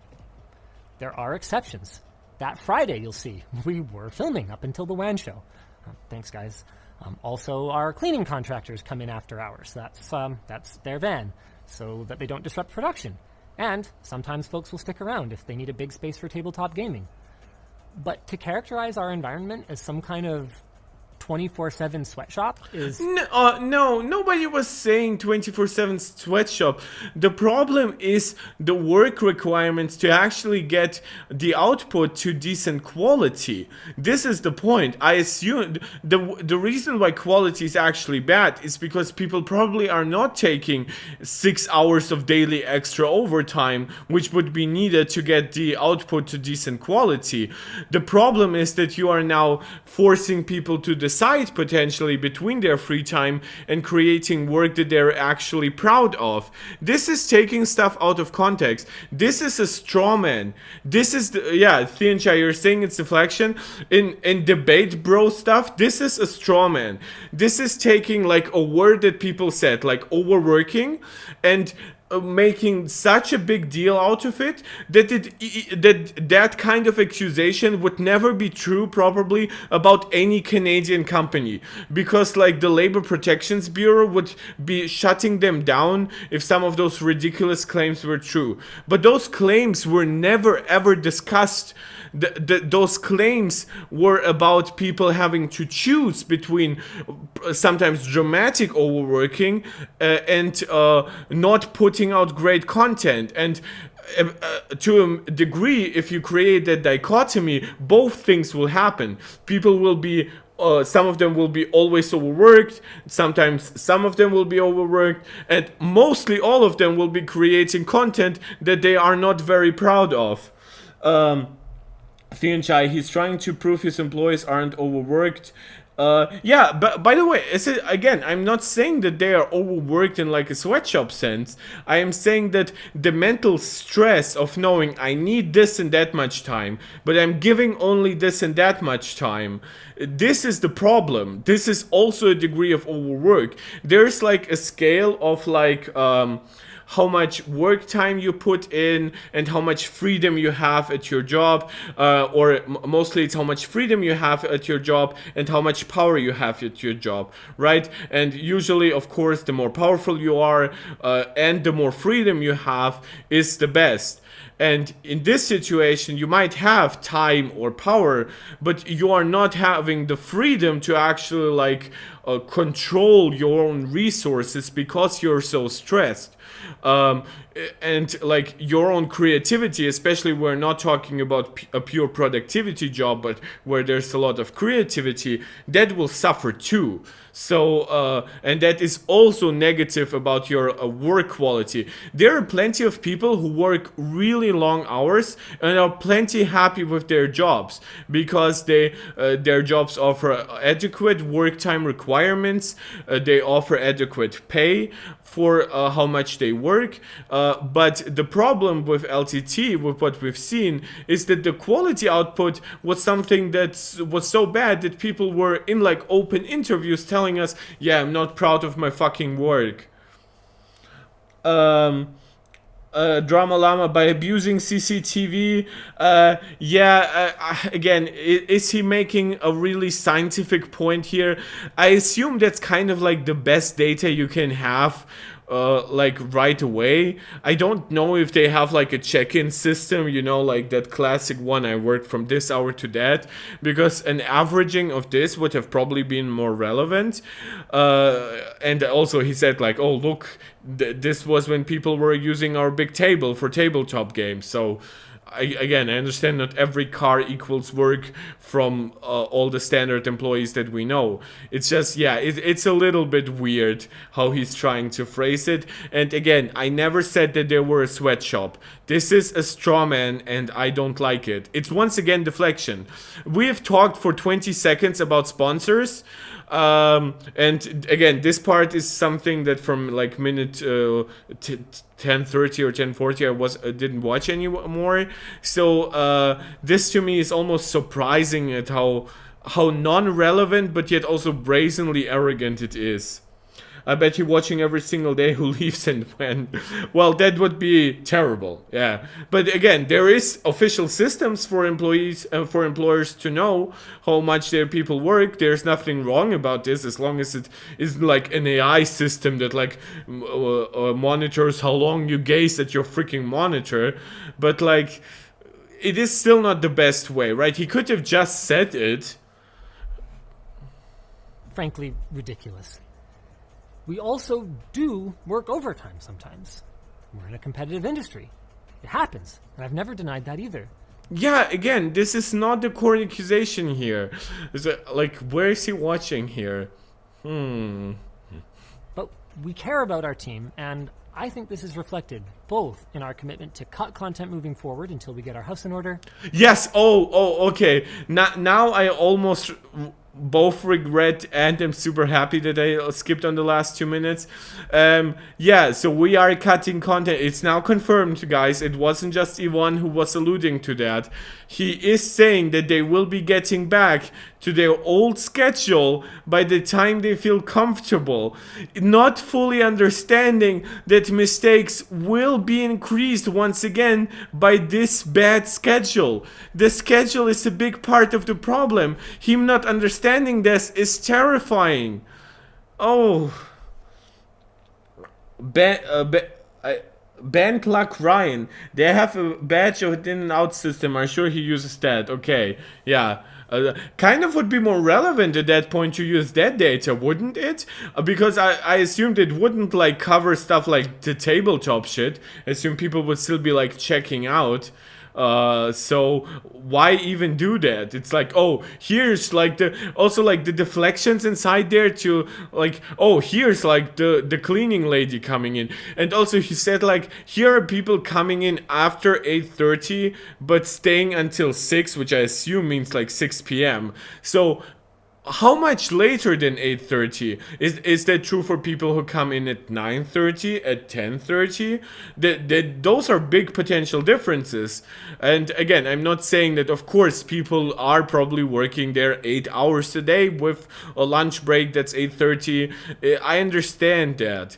But like he's trying to obfuscate some more direct facts that he probably does have if they do, as Bentluck Ryan is saying, if they do have an internal like badge system. So he's using deliberately like the worst probably kind of data that they have. And in our historical turnover rate. From 2013 to 2023 inclusive, our average turnover rate was 7.5% with a median value of 7.7. Those numbers include both people who resigned their positions and people who were dismissed. For context, according to workforce research firm Mercer, the Canadian average is 18%, while in the US it's around 20%. We have had 2 years over that span that were less than exemplary, but even then, we were lower than average. Removing the people who were dismissed from their positions, we fall to 3.65% average, 1.9%. This is it's not technically overcorrection, but it's making a point. It's bombarding you with data that is not very relevant. As again, I do understand that not every employee will be quitting left and right. For one, people do want jobs. Second, people definitely do want jobs in like YouTube stuff. Some of those people, probably that's like their dream job to them, even if it is not perfectly executed.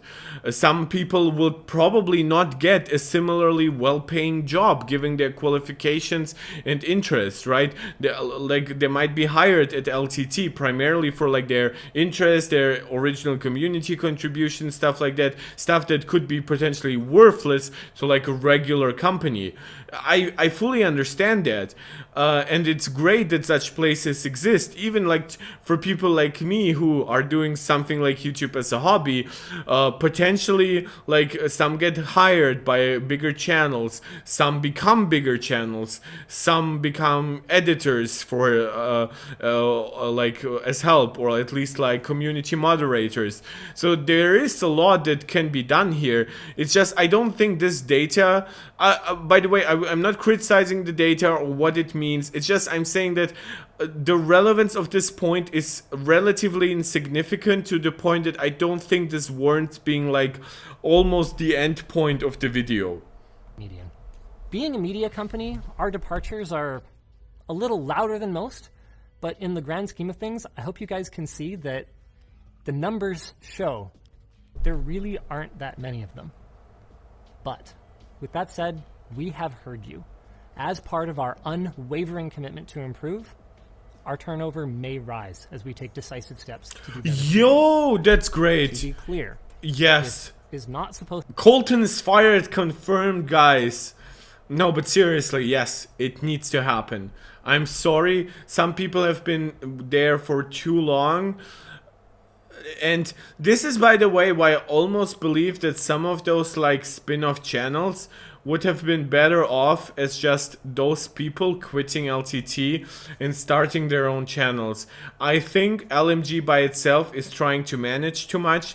I think some of the people there have gotten too comfortable in their positions. Because again, this is like an entertainment company first and foremost. So actually forcing them now to like work at much higher like lab quality will potentially create internal problems. So again, it is a good thing that he is pointing that out. It's the best thing that has happened for like the last 6 minutes. Ever since they mentioned their sponsorship, I have not been very much on board with what's been going on, and this is probably the best stuff here. To be stressful for the hardworking members of our team. We have no plans for layoffs. We're even still hiring. Our rainy day fund is going to comfortably carry us through this storm. The vast majority of this team is world class. They care so much about our community and igniting passion for technology, and they are going to be here for you. Is that the official end? Did I, I downloaded this video, I'm not sure. Did I do some kind of oopsie here? Please let me know. This is the official end of the video, as far as I understand. Let me just very quickly check, like what the official length of the video is.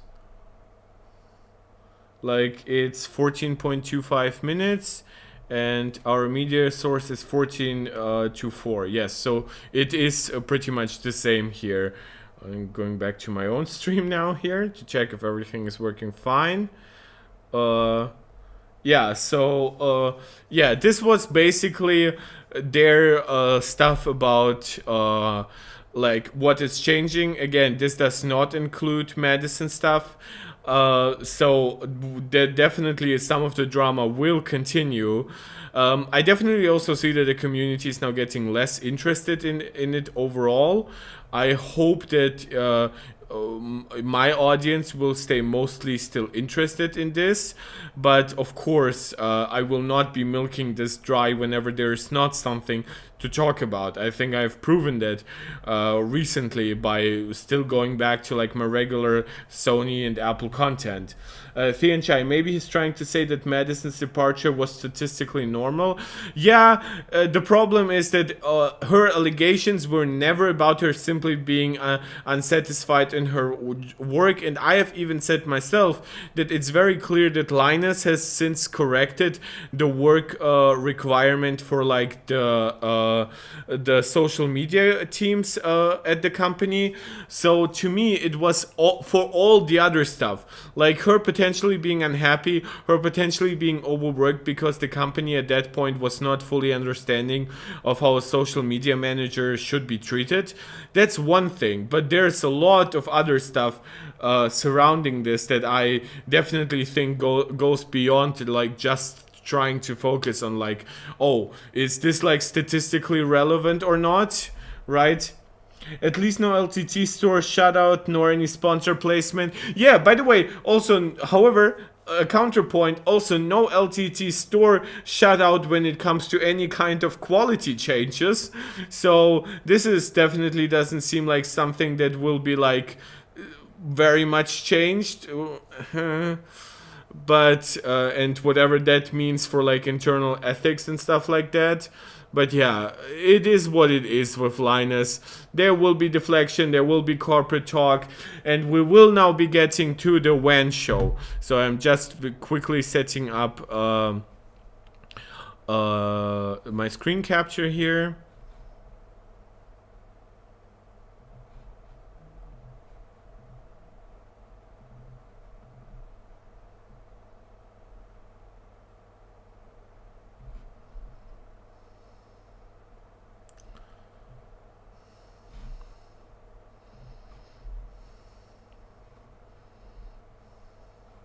That's the plan video. Again, I wasn't capable of downloading such a long video for some reason.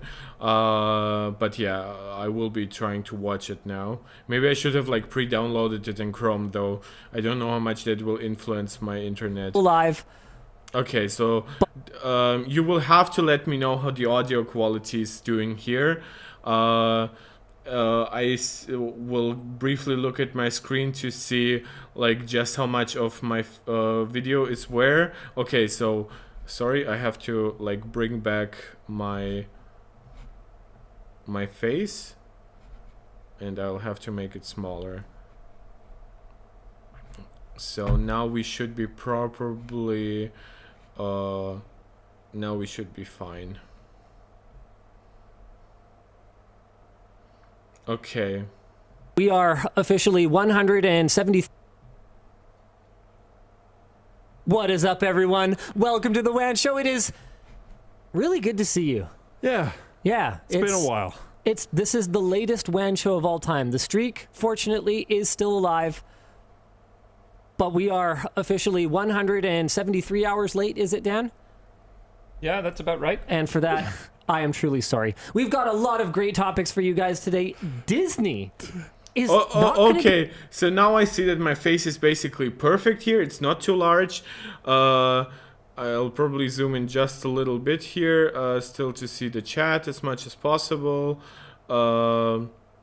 Yeah, I think I can leave it like this. Okay, guys, so let's go through this. I will very quickly like go through like the chat with like timestamps, intro, lack of WAN show last week, working and figuring things out.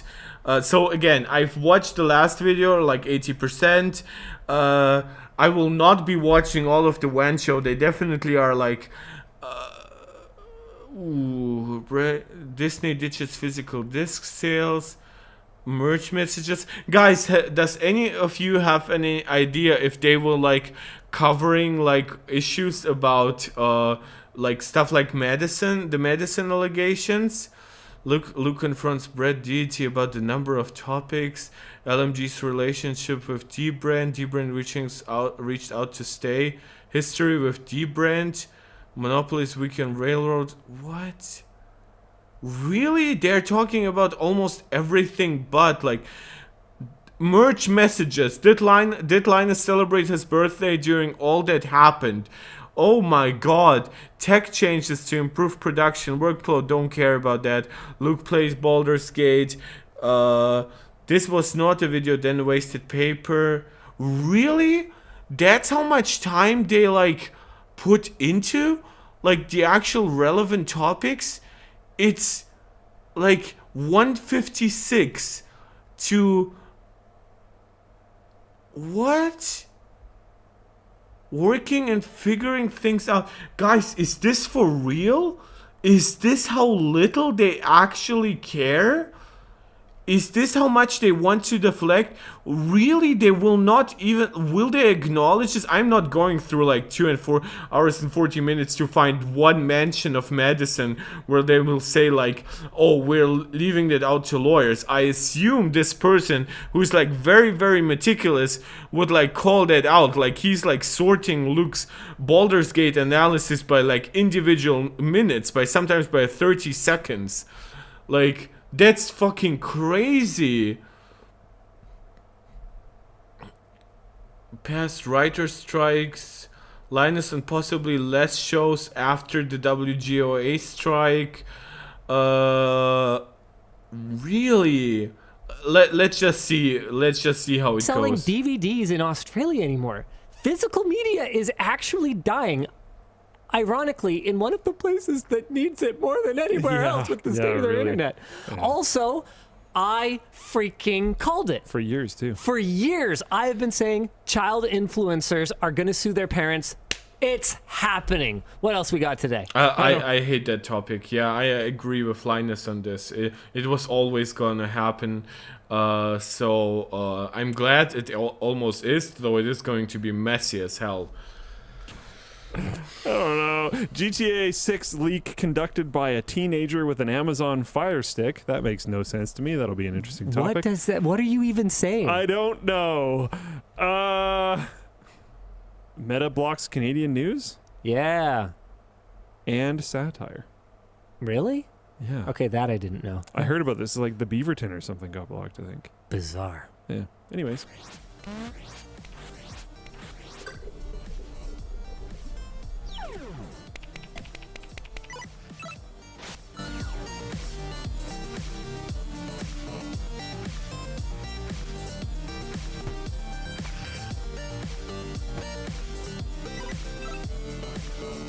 Guys, when I came into this stream, I was afraid of like doing like, okay, it's 2 hours and 24 minutes. For some reason, I assumed it's 2 hours 40. I assumed that I would be like having to dissect like half of the WAN show or something like that. Wow, they really want to limit all of this to like those 2 videos, like both of which I have now analyzed, which would be like what is happening and this is how it's going forward from here. Wow, that is like so bad. Like, is it bad to you? Like, did you not expect like WAN show to be far more focused on this? It's like one of the most significant things to ever happen to LTT. They were talking more about like broken backpacks or shit like that than this. How is that the approach here? Oh, right. There's no logo. The show is brought to you today by D-Brand. Sorry about that. We'll be talking a little bit more about... Oh, and of course, right away, it all is coming back with sponsors and stuff like that. Oh my god, so I assume this video is like also fully monetized and shit. Of course, they will not take a break from any of this. I'm not saying they should be making like their regular content unmonetized, but like I expected those 2 videos and the first WAN show to be demonetized. But what did I expect from the guy who tried to put like sponsor jokes into like their mea culpa video and even like originally left that video monetized? Later. I was gonna say, like, I thought there was one. Yep. Yeah. D-Brand sponsored the show today. All right. Let's go ahead and jump right into our... What is our headline topic? Disney... Oh, no, right. The headline topic is one of the shows of all time. So, how weird was it not doing WAN show last Very week? weird. Oh, that's how you deal with it? Oh, it's weird to not be doing our stream. Oh my god, like I'm taking like, if Linus was at like 35 or even maybe 40 at the beginning, now he's like approaching the like mid-20s, low 20s territory in terms of likability. And by the way, I do mean likability. 0 is not hatred. 0 is just me objectively giving up on him as like somebody I would ever care for. I'm not saying 0 means that he's like a piece of shit or Harvey Weinstein at some point. That is like if we go into like negative territory. So Linus would have like 120 points to go until there. Weird. Yeah. Like, actually threw me off in like a lot of weird ways.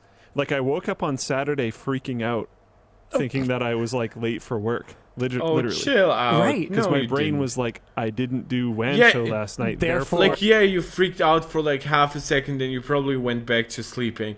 Guys, my fire alarm accidentally went off last night. Directly over my head. I was so disoriented. For 5 minutes, I was like looking at like all my tech around me, thinking maybe some kind of battery was catching fire internally, and this was like the sound coming from the device directly. It didn't even occur to me to look up to like my fire alarm. And after like I hit it off with a long stick and shit like that, I went back to sleep. Even that disorientation didn't last long. I spent like 15 minutes surfing the web to chill myself down. Did you know what I wasn't doing? Did you know what I wasn't doing? I was not freaking out about like what time of day is what. Also, by the way, like my face is over it, but I hope you just take my word for it. I'm not moving my face again here. It's like there are like $50 and $200 super chats here and donations, and people just becoming channel members. There's a shit ton of money that Linus does through the WAN show, and also which still gets like views and sponsors. So this idea that they couldn't keep this sponsor free for just one show is completely ridiculous to me.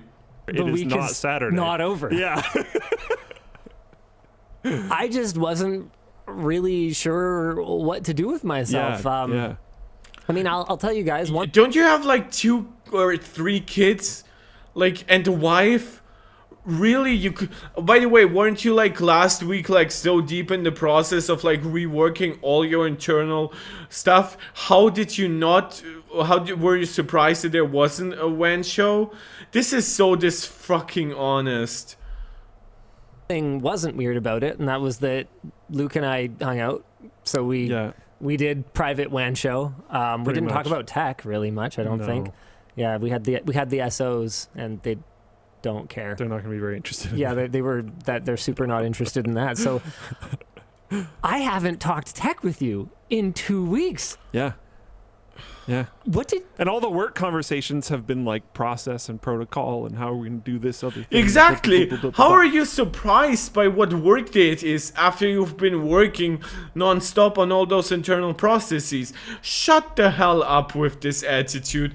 Oh, like the biggest trauma for me last week was waking up not knowing which day it is because WAN show didn't happen.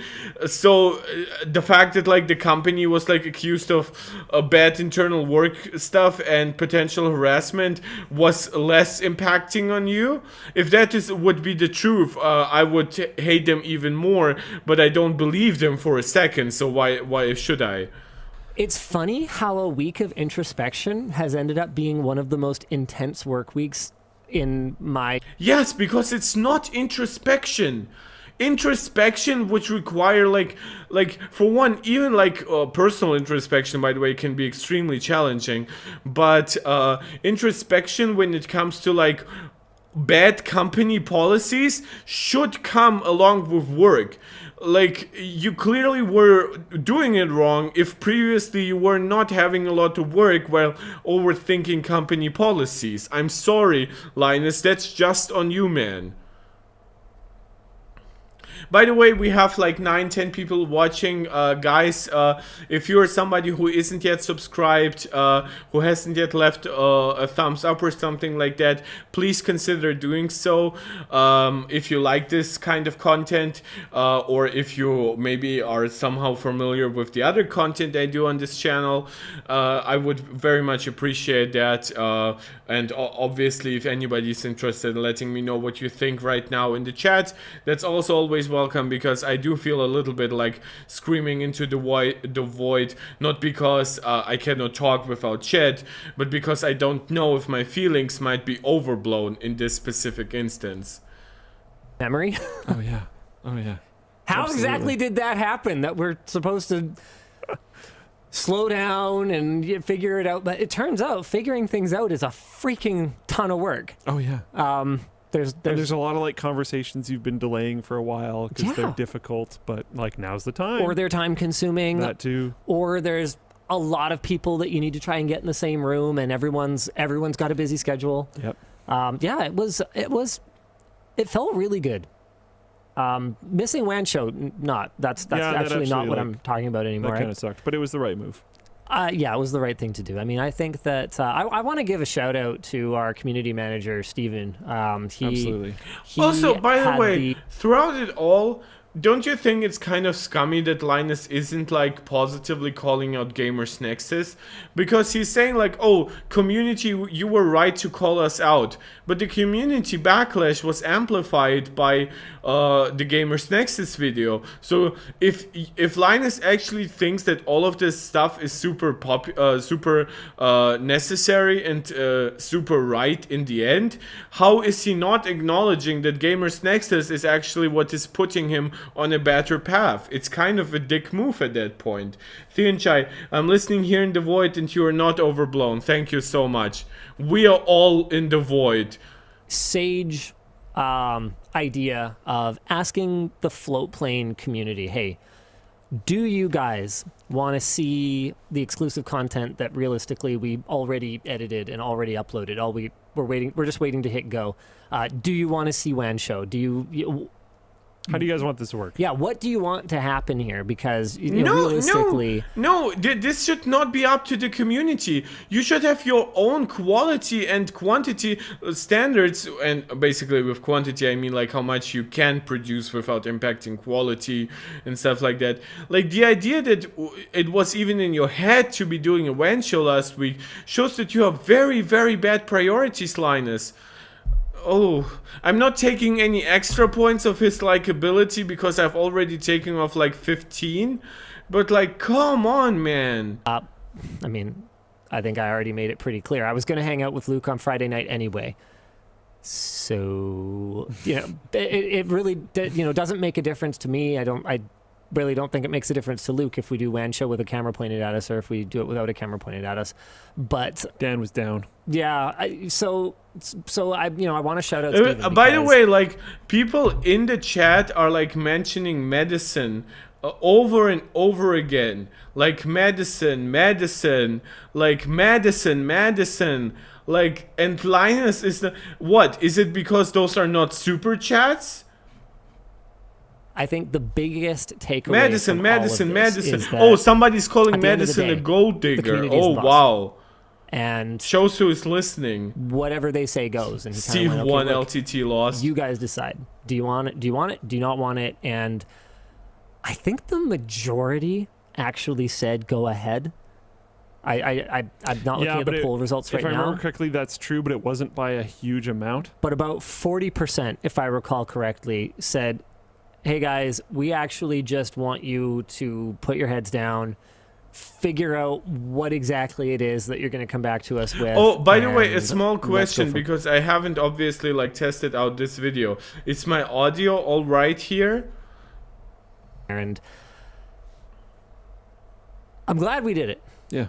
I'm really glad we did it. I don't know if you guys have been keeping track. They're but like those traditional losers here who are like, medicine has no proof or allegations, innocent till proven guilty. It was never about declaring them guilty right away. Like, medicine's allegations are all about finding out if they are true. Them trying to completely ignore them, even beyond like a mention like, look, we are like in the midst of an internal process. We are not trying to... This is, by the way, some people have called me out that I've said that Linus was denying those allegations. And my point was that that legal bullshit that he said is as close to a denial as possible without getting a ton of backlash potentially from the community, and potentially also getting yourself into legal trouble if her statements are ever proven to be fully true or even partially true. This is what I'm trying to get at, guys. Also, by the way, thank you for confirming that the audio is okay. This is why I'm saying that whenever Linus tries to be like, oh, I'm so neutral here, this is empowering those idiots, guys who are like, innocent till proven guilty. Nobody is denying that, asshole. But also, like accusations, credible accusations from a former employee who at some point like randomly disappeared, was deliberately not called out in WAN show as like as being let go, or even like, oh, we enjoyed our time together. This deserves some scrutiny from you guys in the community, not from you guys in my community. Jesus, I honestly, I know this sounds unbelievable to you people, but I would legitimately take my community with like 9 or 10 people watching over sycophants who are like yellow screaming medicine lied in all caps. Sure, I would like probably people like Kyler Whaley, for one, he does have a WWDC inspired like profile picture, so he probably is somewhat based, but like he's also asking for medicine commentary, and so are other people. So many sheep in this chat. Oh, I assume that is attacking like the Linus fanboys, so I hope Ano is like biased here and not like sheep in the sense like, oh, so many sheep who believe women. Like, I'm genuinely scared for LTT's death. Please don't die. This is such 11-year-old behavior. Like, if you think that the 15.4 million sub channel will just randomly die, like, and I know this won't be randomly, but if you think that this, what is currently happening, will like doom LTT, then you clearly have no media understanding whatsoever. actually ended up... Like, Tucker Carlson still has some kind of public presence. Like, if that is possible, Linus will stay relevant until the end of his days. more than a week. Yes. We didn't get back to I can't speak for every team, but on the writing side, we didn't really get back to working on videos until late yesterday, early today. So it was more than a week, and we also just, to make it so that people weren't being interrupted, so that their schedules were free to do everything they needed to do. Yeah, we didn't post even LTT videos, short circuit videos that have been ready to go. Dbrand's response. So I already mentioned that they're the sponsor for the WAN show today, and they're actually going to be the first sponsor that's back on short circuit. I think their take was probably one of the most level-headed and yet completely Dbrand takes on the whole thing. Did you see their tweet chain? Yes. Their tweet thread? Yeah. I saw a lot of people speculating that box of broken glass is some kind of prop. They sent me a box of broken glass. I actually didn't know that. That happened before any of this. I have already filmed that video. So they basically, either they are clairvoyant or they just are the luckiest SOBs on the face of the earth. But they had that one in the chamber, ready to go. If you want to see Linus punished, we got you. I get like a really bad feeling of arrogance here. Because for one, the important stuff is not actually being addressed. This should never have started as like a super funny thing of like, oh, everything is great. Here's like a company who I have very big like financial ties with, doing something funny, calling me out on my bullshit indirectly while still staying my sponsor, while me still keeping them as a sponsor regardless of any other stuff. By the way, I'm not saying Linus should be dropping Dbrand. I don't like Dbrand. I don't like most of their products. I think the way they behave with like their their shit about like their PlayStation alternative plates, because oh god forbid you aren't allowed to use the actual like PlayStation like intellectual property. I know it's like, oh, it's circles and axes and stuff like that, but but in a very very recognizable way. There is a point to why like triangle, squared, and everything else there is so instrumental to the PlayStation understanding. Like Dbrand being like, oh, sue us. Like, it's the same kind of arrogance that I get from Linus for what is essentially a very mediocre product, then dupes people into believing that they're so pro-consumer, even though like their bullshit costs as much as Sony's plates. Like, this is like Linus and Dbrand are so perfect for each other. I've thought of like going maybe through like their new ethics statements and their like testing requirements. I now tend to believe Linus so little that I cannot be sure if any of this will be observed. Don't forget, guys, that all those beautiful flowcharts that Linus have shown, like flowcharts existed before that. There were quality control measures that existed before that, and yet they failed over and over again. Linus already said that it is planning on going back to the old schedule. It's just that right now they're trying to take it slower until it's all figured out. This is arrogance at its finest. I don't care, I know that their internal processes probably like on paper are now improved. I just don't believe Linus enough to actually care about that piece of paper. Theonchai, birds of a feather flock together, exactly. A plastic feather like for a phone case and stuff like that. It's actually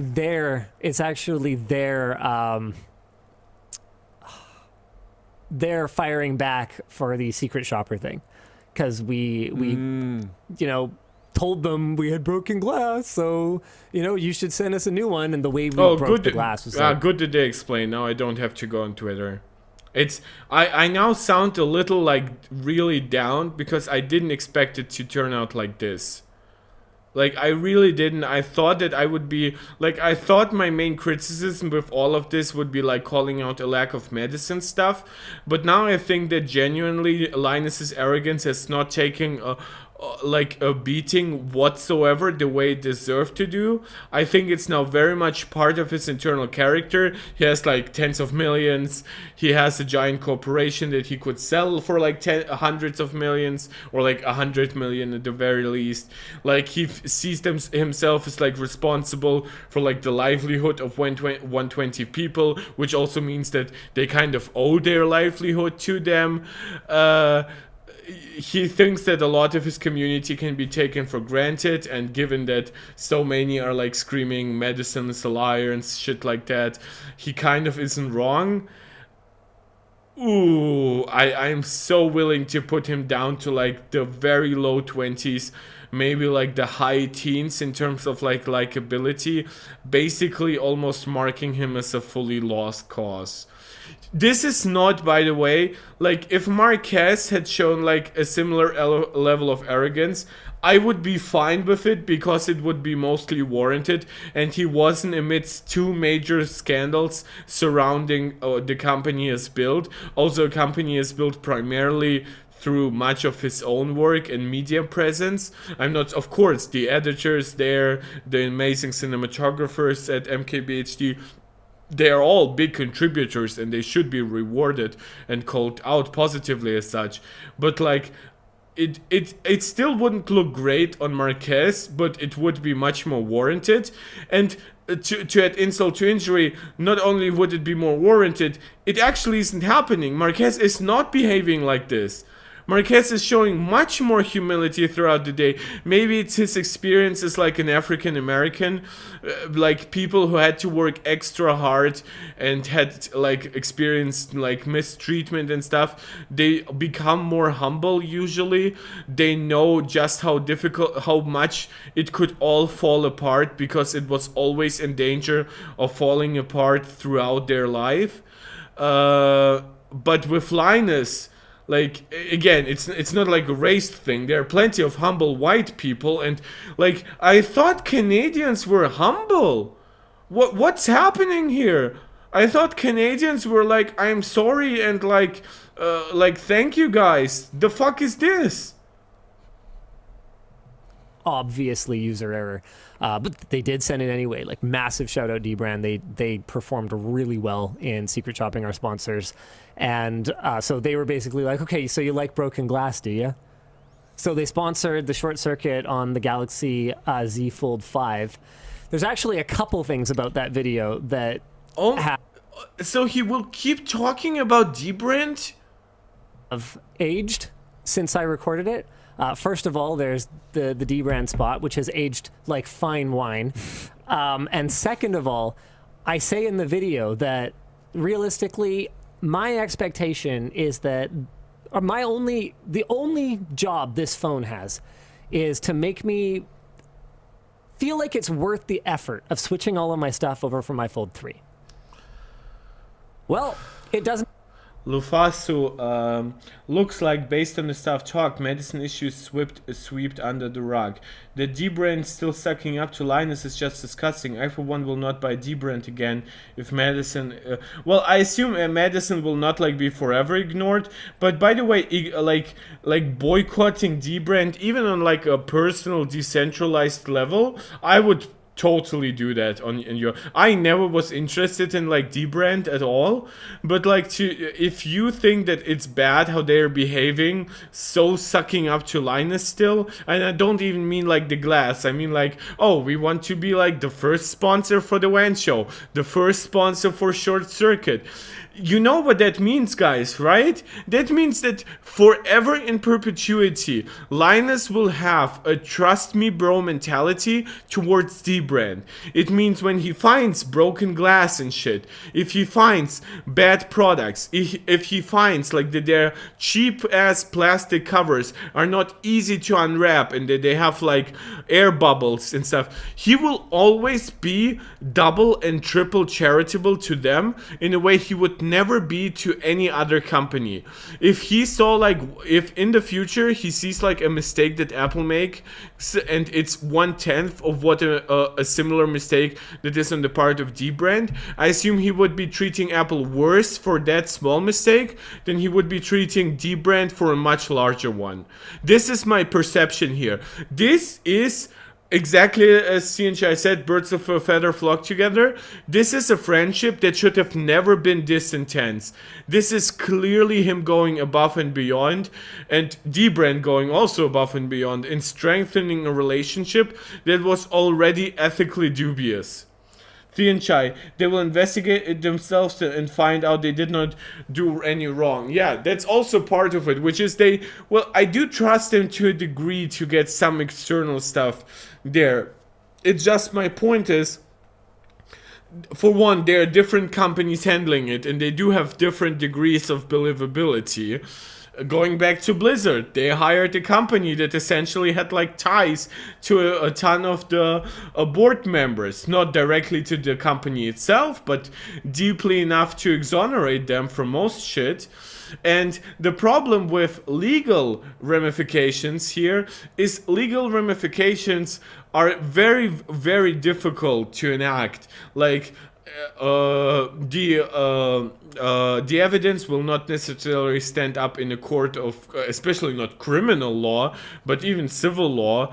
But a good internal team could be hired to potentially find some shit out, and then without making this like a legal issue, just pointing that out and making it like a media thing, right? However, this will not be happening. They will not be hiring like the best guys, the super sharpest guys. This is always the case. And people who are saying that like, unless it's like a legal issue, we've had like, we do have a subscriber here, a supporter, who's a great guy, but he was like saying like, oh, but those are like legal issues. And I was trying to point out, no, they're not. Things that are illegal also might have a moral component, and I, as a non-legal person, like, I am not involved in any kind of way in like Canadian law making or execution of Canadian laws or finding of facts in the Canadian law court system. So I will be talking morally about it, and to me, everything that I'm seeing right now suggests that they will try to sweep as much of it under the rug as possible. Oh, this is so much worse than I thought. I don't have that job anymore because my phone is dead. Do you want to know how? Broken glass? No. It'd be pretty funny if it was. No, it's not, unfortunately. Okay. No. Huh. My pool has claimed its first victim. Did you jump in or did you drop it? I was running around. I was getting... Yeah, I know. I was running... Yeah, by the way, the foldables are terrible phones nowadays. Like, I'm sorry that I don't know. I know this is like a side tangent based on... Like, people are saying, like, justice for Madison. Madison! Like, what the hell?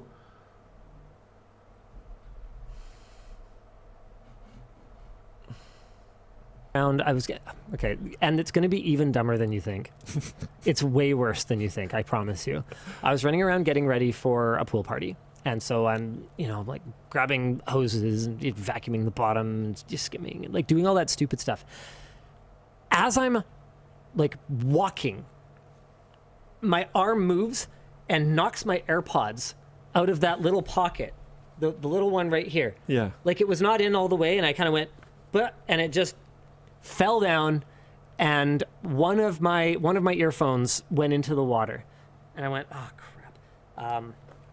It was in the shallow end, so I was like, okay, I can probably I probably don't have to get all the way in. I can get this, and I'll just take my shirt off after. So I laid down on the pool deck, and I like blew hard out of my nose so that water wouldn't go up my nose, and I just like laid on the side and tried to reach it. Well, I didn't get it. It moved, obviously, because you're like fishing around in the water. So I'm like, okay, screw it. And I just go in, I grab it, I jump out. Obviously it doesn't work, so I put it out in the sun and like leave it there for now. And that's it. That's the end of the story. I never took my phone out of my pocket in my soggy pants that I didn't change because I was running around getting ready for the party. So I didn't realize that it had been sitting there in a soggy pocket on a hot day for probably a couple of hours. Guys, meanwhile, while foldables die in wet pants, iPhones will survive being a month in the freaking river. So don't ever tell me that like foldable durability is solved.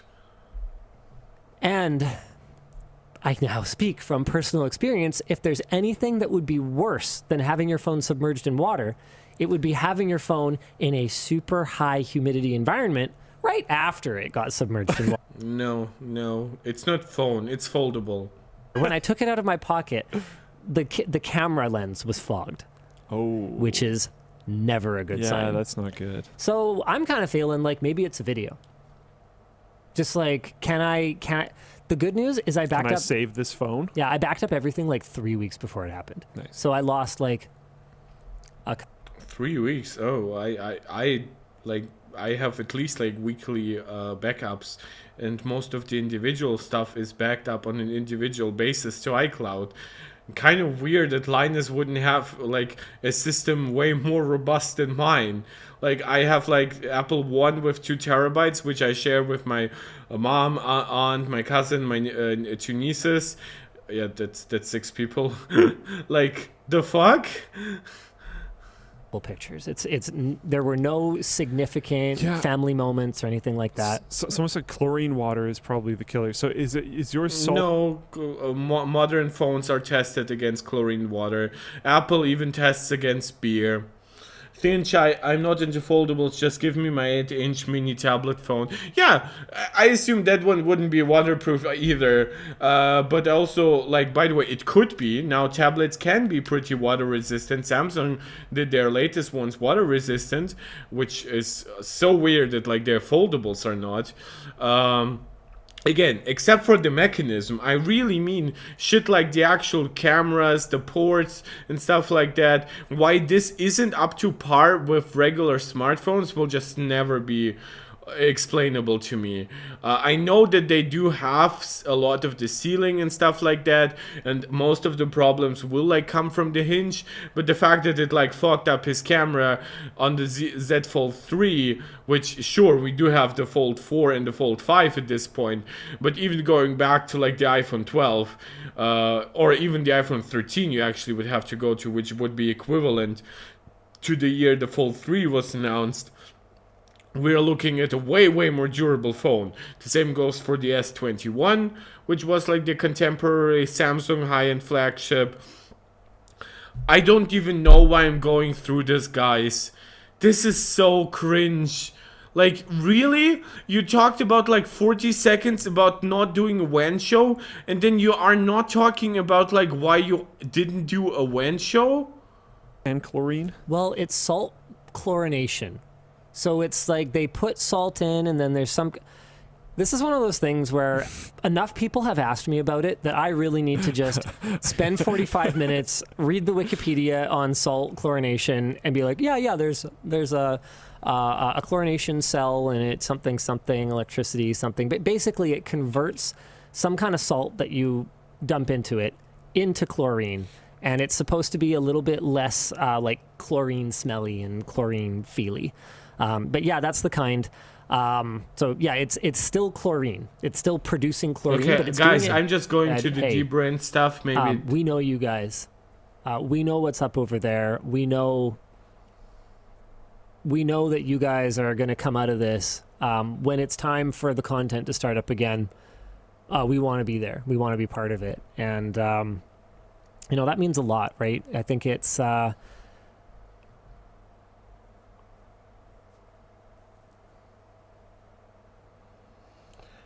How is this where we are? Like, I don't care if they made like small mentions throughout it. They didn't even make a topic out of this. Like, seriously?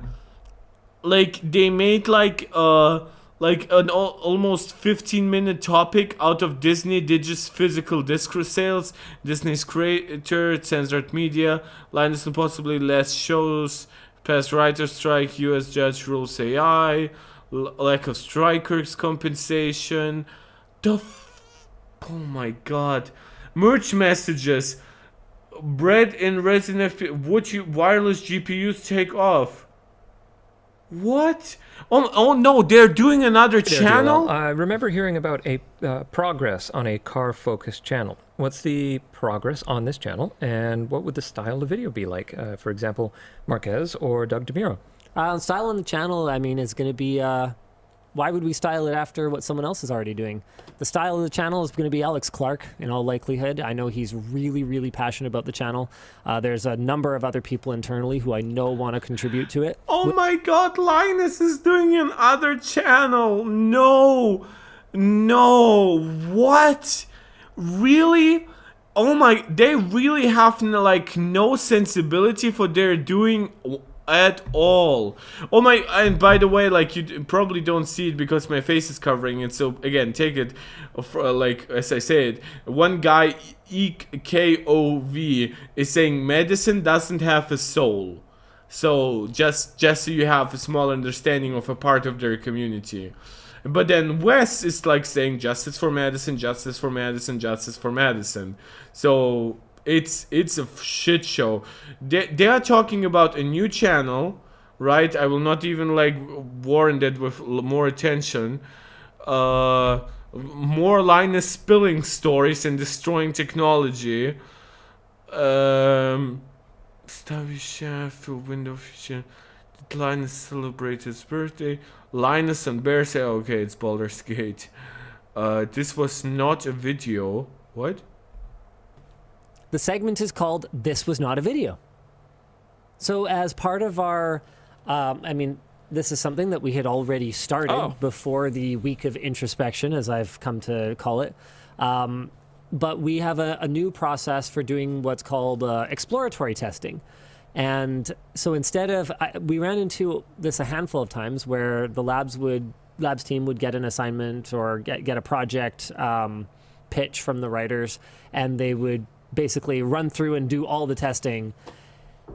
And then we find out, you know, there really wasn't much of a story there, unfortunately, and we can't really move forward with it, but we've done like all this testing now. And so we made a new sort of process for pitching exploratory testing and setting a much more limited scope to help us answer whether there is something worth exploring. Dan, Thanks, Dan. literally wasted paper creating a little thing to put on his little sign that says this was not a video. Dan, it's not going to happen every week. It's okay, yeah, it's so much bullshit. Like, really? Are there like comments? It's probably like, how do you do this to show just ended fastest timestamps? God bless you. Oh, okay. The amount of idiots demanding that they publicly talk about medicine situation, which now I assume fully they didn't do, which is still under investigation. There is literally nothing to talk about until it's over. Again, it's like they didn't even talk about their hiatus, really. And cases like these are highly preferably handled privately is astounding. By the way, Thianchai, I know that they didn't talk about medicine for legal reasons. As I've said, the reason why what I wanted them to say about medicine is as much as there is an internal process and we want to treat it as fairly as possible, so please bear with us. This is what I want to hear about medicine. I'm not expecting them to do like potentially like pre-legal breakdowns here, but the fact that they are not even going through like the backlash that led to the hiatus, like guys, you understand that like Gamers Nexus did an expose that covered way more than doing a few mistakes. Like, there is nothing about like sponsors here, nothing about like ethical issues, which by the way, like those are not legal issues. Like, they can talk about their ethical standards, they can try defending them, I can disagree with them, but at least that's some kind of conversation. Like, is it just me? like really constantly dropping shows. What will happen to industries? Okay, I shortly assumed it would be about them. Favorite stories? Did you think the screwdriver would be as widely used as it is? Ever played racquetball? Like, guys, you cannot tell me that like the messages from the community are not like basically like filtered for bad stuff. Like, thoughts on DLSS, release of Atari 2600 plus, choose between old wireless and rechargeable batteries. Any other sponsors who were weird like D-Brand? Like come on, like this is so bad. Luke stopping Linus going in an appropriate way is a breath of fresh air. What? That's usually what happens. Downvote. Piracy pipeline. Anime has been becoming more mainstream. What I remember in ancient times, did those shows every Friday. Oh my god. Like, maybe this is the reset LTT needed to move to the next level in terms of quality output. Glad to... Right, I'm glad you're back, even though you are not talking here about anything that will bring quality back or up. There was nothing wrong with the quality of his videos, so a bunch of dick riders. The problem was graph inaccuracies. No, it was not just graph inaccuracies. Also, if graphs are how you present your data, then graph inaccuracies are quality issues. I have no idea about the content, the dissonance in the brain of this individual.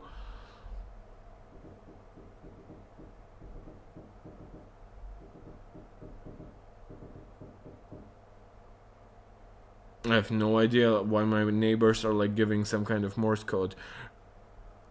For sure, it means. Really? Even people are not like focusing on this? Are they like deleting comments here as well? Oh my. By the way, those videos, like, they do have a decent amount of views, but I would say like 1.5 million views for like the here's the plan video in 17 hours is not actually that great. For potentially what is supposed to be like the cap off to a lot of drama, I kind of expected more. And the WAN show, which should be like the most logical conclusion of everything here, it having 466,000 views. I mean, that's good for WAN show, right? But for a video that has been like coming after such a hiatus, I almost expected it to be like already at a full million. Thin Chai, did Linus ever address the conflict of interest, never bad-mouthing frameworks he invested in, reviewing products from sponsors? No. Well, he did say that their relationship with sponsors will not change. It's just that they will handle sponsors on an individual basis, based on how the community approaches those sponsors. I assume they would also listen if like the community really said, we don't trust you in regard to this sponsor. But this can be such a nuanced point. I don't for a second believe that they're like really investing a ton of resources in understanding their own relationship with sponsors. That it will not be happening here. At least that's my perception here. Yeah, so guys, I will be ending this soon. This is ridiculous. I thought this would be like a 5-hour stream, but man, I didn't expect them to really like... Ooh. Yeah, I cannot find anything here. Outro, maybe something there. Same bad time. Hopefully earlier. What happened with Same their bad lighting? channel. Yeah. Bye. Wait, that's the... Appreciate no. it.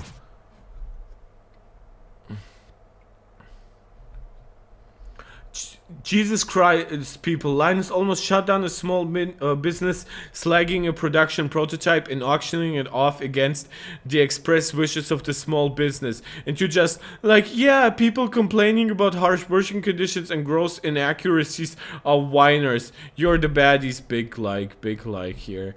Oh my god, I will be ending this, guys. This is pointless. I'm so freaking angry with how this is paying out. I expected so much more, and I probably shouldn't have, because I was disappointed throughout the entire process. The fact that Linus tried to like badmouth Gamers Nexus and like, oh, you should have like gotten to me first. The fact that Linus gave like that one comment about like medicine, but never chose to address it in words, even if those words were one-to-one with what he said in that community post, he knows that those words will reach far more people than the community post. So this is why he's deliberately holding off from doing it. And then of course there's everything else about just the general quality pipeline. I don't actually trust him. I think I trust him less now than I have done for like the last 5 years, which is saying a lot because my trust has been going down and downhill for like the last 2 years especially. So the way he's addressing it, I mean, he's a multimillionaire. He has, from what I understand, a good relationship with WAN and his kids.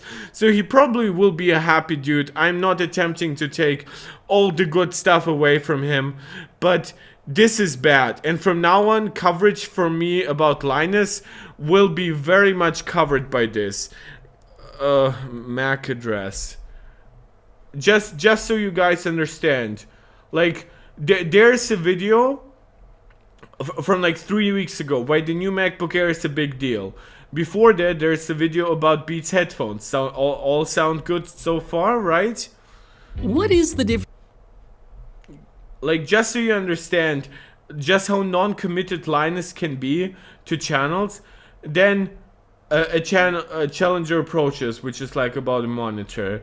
They didn't talk about this at Dub, so this is like their Dub coverage together with like coverage about Vision Pro, which is tanked absolutely for like such an important product, getting like less than half of the viewership of a small channel, with people coming from LTT to view this. Like, even though LTT actually did cover it. Beats aren't AirPods, they're better. Is Apple One worth it? Mac users deserve a better mouse. No one buys the best iPhone. Guys, do you see the like new Macs came out here, and then they did like a review way belated there. Like, the Beats headphones were like probably like their best review in a while. The content itself is decent, but it's like do you see how little work is being put into this channel? Like, Apple is cutting corners, iPad 10. There's so much stuff between. I tried using an Apple Watch as a phone. Like, no, like, we made an Apple Home Theater. I assume that had to do with like the newer HomePod. Of all the Macs, get this one. Like, there's like Mac Minis and Mac Studios, and all of that content was given to LTT, and then that content was trash. Again, I've already said this, but like, watch this channel if you're interested in gaming on a Mac. This guy does amazing stuff. Linus does not, and this is why he does have a video where he calls them out. He says like, why Linus is wrong about the Max game porting toolkit, and he's 100% correct. Oh, and by the way, the game porting toolkit is in beta, so Linus even attempting to do like the kind of coverage that he did, not understanding that it's not yet optimized for the Ultra chip and stuff like that, is pretty much exactly how Linus treats like a ton of smaller companies. It's just that Apple doesn't get the pity that the smaller company would get, because Apple obviously doesn't get destroyed for one bad like coverage or from LTT, but the small company absolutely could. And this is the quality level that Linus puts into his videos and into entire channels. Also, like, just for context, here we go back to like channels in general. Those are LMG channels, right? So MAC address is one, so it has to count extra. LMG clips, so they're just coming from everything else, right? Channel super fun is like, oh, we just it's not regularly scheduled, programmed. Like the last one was like 6 months ago. The rest of the content is like supposed to be funny. It's really not, but like you see that this isn't a well covered channel. It survives on on its proximity to LTT. Salmon Fire just joined. Did you talk about the Tech Potato reaction video? I did not. Is it actually a good one? Because there are a ton of reaction videos, and I didn't know if they're videos worth reacting to. Is the Tech Potato video actually that impactful? Just going also back to like all the Short Circuit. Oh my god, it's like. I don't think I need to say that much. It's like you have to consider that all of this also goes back to like that those are not proper reviews. They're unboxings, masking as reviews. So, and also most of the companies that are covered here are also like sponsors. So that is highly problematic. Then going back to other channel, TechLink, TechWiki, this doesn't even account for all channels, right? This because probably not every channel is like being updated here. So what channels are like? Yeah, so they do update like LTT. So they do also have like GameLink. GameLink has like a somewhat weird schedule on how it comes out. TechWiki. Do you remember when it's TechWiki is like. I feel like they're forcing themselves to like do a tech wiki at this point. Why not do a tech wiki when there's actually interesting stuff to report on? Oh, I know why. Because they're trying to maximize views and like subscribers here. Like they don't care that those videos are poorly researched at this point. That there are constant mistakes here. So tech wiki used to be actually really good years ago. It was basic, but that's why it's Tech Wiki. And then like there are other channels here. It's like Tech Linked, right? I like to Like take a look at like it's like for one, it's all like sometimes really bad like clickbait. So like they're also like Riley, James, they're always like the leading people, at which point I assume like they're so far spread thin that they have zero idea what they're talking about. So again, it's not that everything is terrible, but you see the breadcrumb. And of course, Welcome to the show. They I'm James. do have like a channel each week, or a small group of nerds sits down for a not so serious spoiler-filled chat about the movies you love. And you know how often this weekly thing comes together? Well, not for the last 7 months. It hasn't been coming together weekly. And again, like, we are talking about people who are just here at this point because they're just here already. Like, it's James and Riley and that blonde dude that I didn't like. It's like, what is their expertise? Do they like movies even that much? Oh my god. Tech Potato.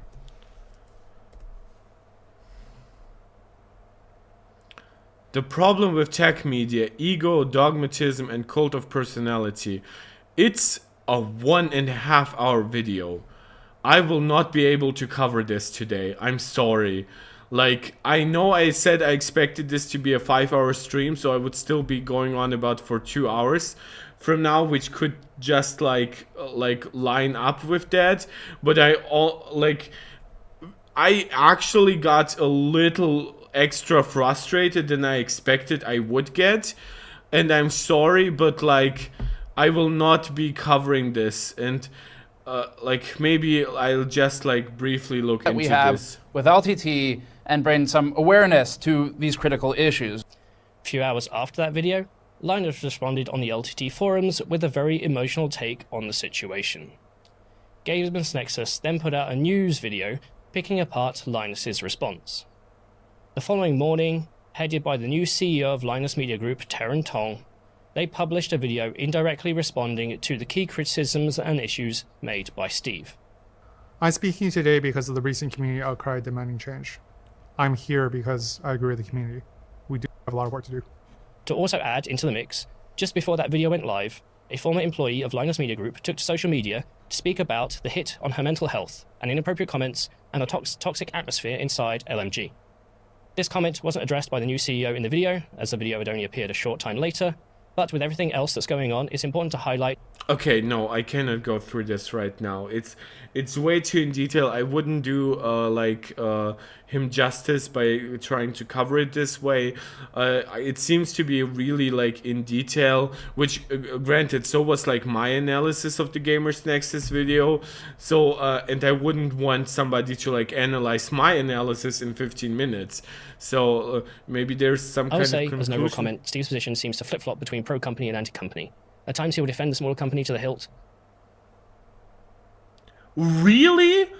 Like, so the video is anti-Gamers Nexus? I am hearing that right now. Oh, like Salmonfire, like that's bad, isn't it? Like, come on. Like, really? And then rail on someone bigger. Oh. It's because he's pitching these companies to different standards. Everyone enjoys an underdog story. Although the framing of the nature of those arguments often leaves me wanting more of a reasoning behind any particular direction. But hey, maybe that's just me. With that, I've covered a lot. Not sure how long this video will be, but if you stayed this far, he does thank not you. do a big summary here. Some of you are idiots sounds interesting. The audience. Some of you are fucking idiots. First, to the people who say, why now? Why in the middle of this? All I have to say is, does it fucking matter? At all. When you're small and the other party's big, there's always a fear of speaking out. Fear can be petrifying. Okay, that's the point that I made. So it's not... come out when you feel comfortable. Okay, so he seems to be charitable to Madison, but not to Gamers Nexus, right? Yes.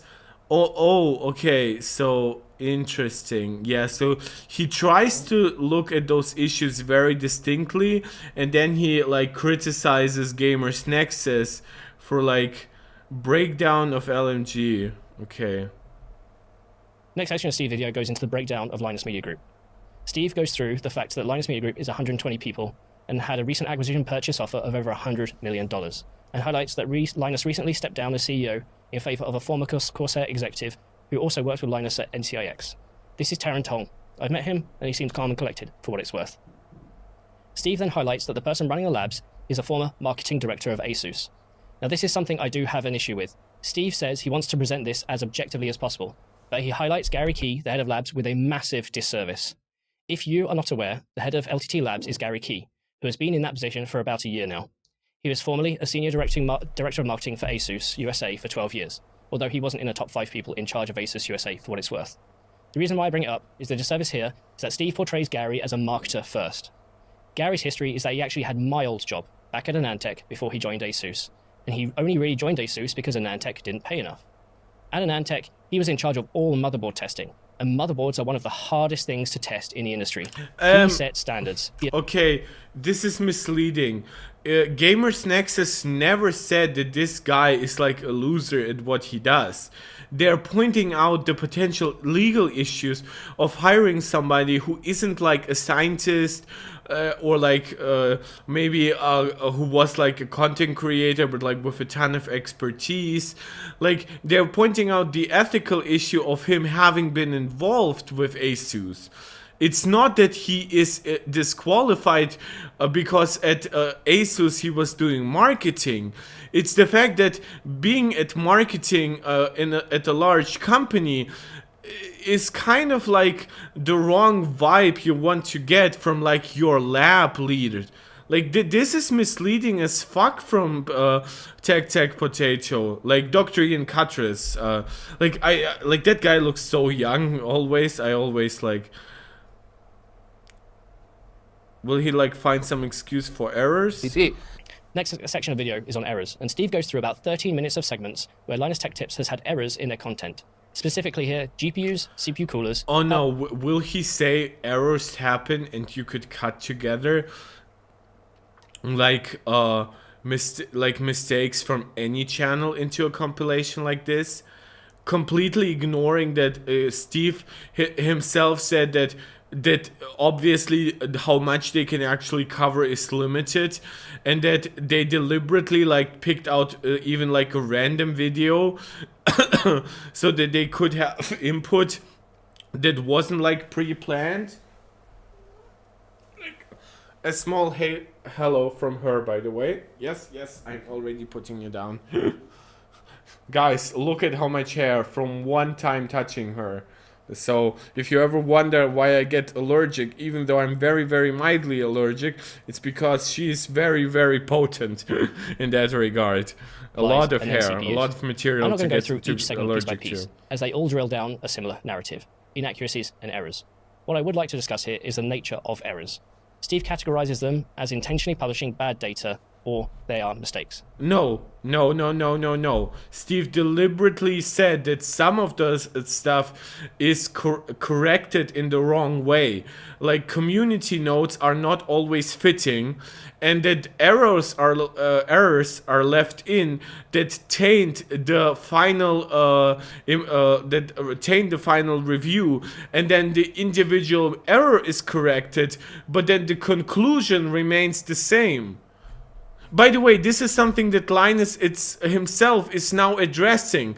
So the fact that Ian Cutters is now like, yeah, that's perfectly normal. No. In this section, I'll discuss errors, deadlines, and how the review process differs from smaller organizations like Gamers Nexus to larger organizations like Linus Media Group or any big industry player. No, Linus himself is now saying that their like timetables were wrong. All agree on is that no one is perfect. No one is error-free, but it's more than that. After writing at Anantech for over a decade, I bet you could pull up any one of my reviews from those 10 years and find issues with it. Really? Some of them were big errors. Really? Like, I assume, like, I could find, like, maybe grammatical mistakes, but I really hope that, like, not every single review would actually have, like, mistakes that are actually, like, relevant to the actual content. This is a really, really deliberate, like, broad kind of way of thinking. It is definitely not how he approached his own content, because Anantech was known to do really, really thorough testing. Could you maybe say that, like, maybe in like their super detailed testing, there might have been internal errors with like the program and how it interacted with certain CPUs? So maybe thermal readings weren't always one-to-one comparable. Yes, of course, things happen. Those kind of things happen. But this is not the same as the mistakes that are outlined by Gamers Nexus. Like the time I forgot to remove the plastic on the CPU cooler. And while testing it fine, performance wasn't as... Yeah, that's terrible, and you should be called out for that. ...as it should have been.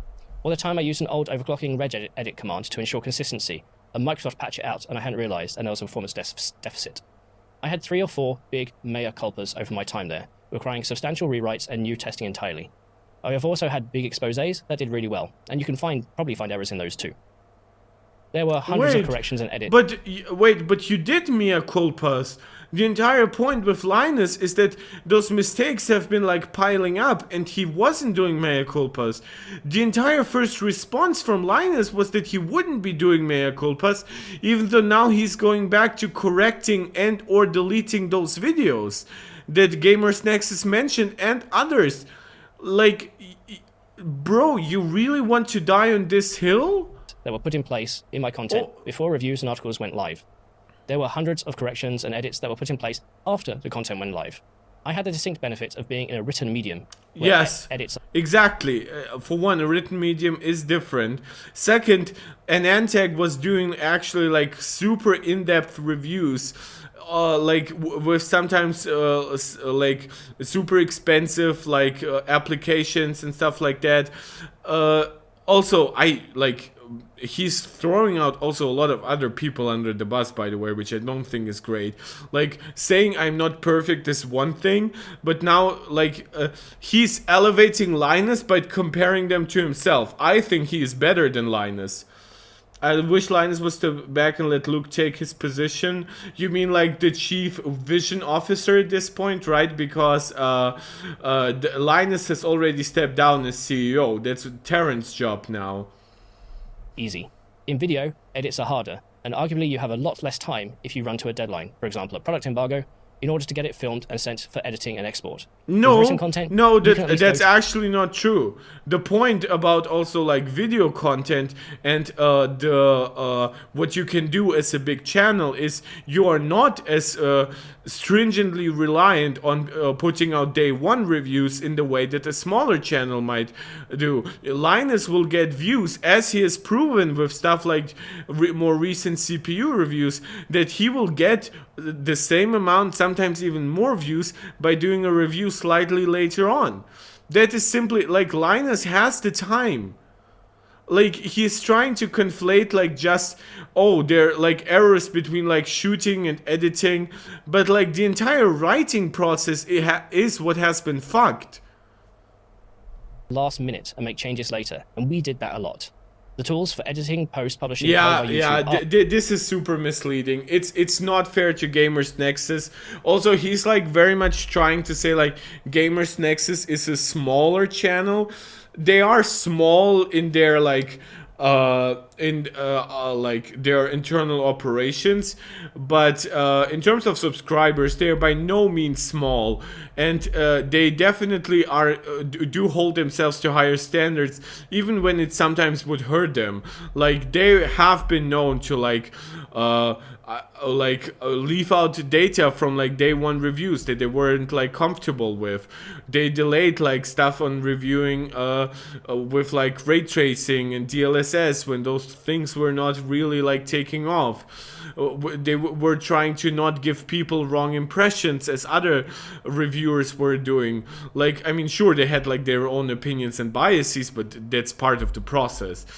Like, he is conflating a lot of issues here. Like, Gamers Nexus deliberately operating with fewer people.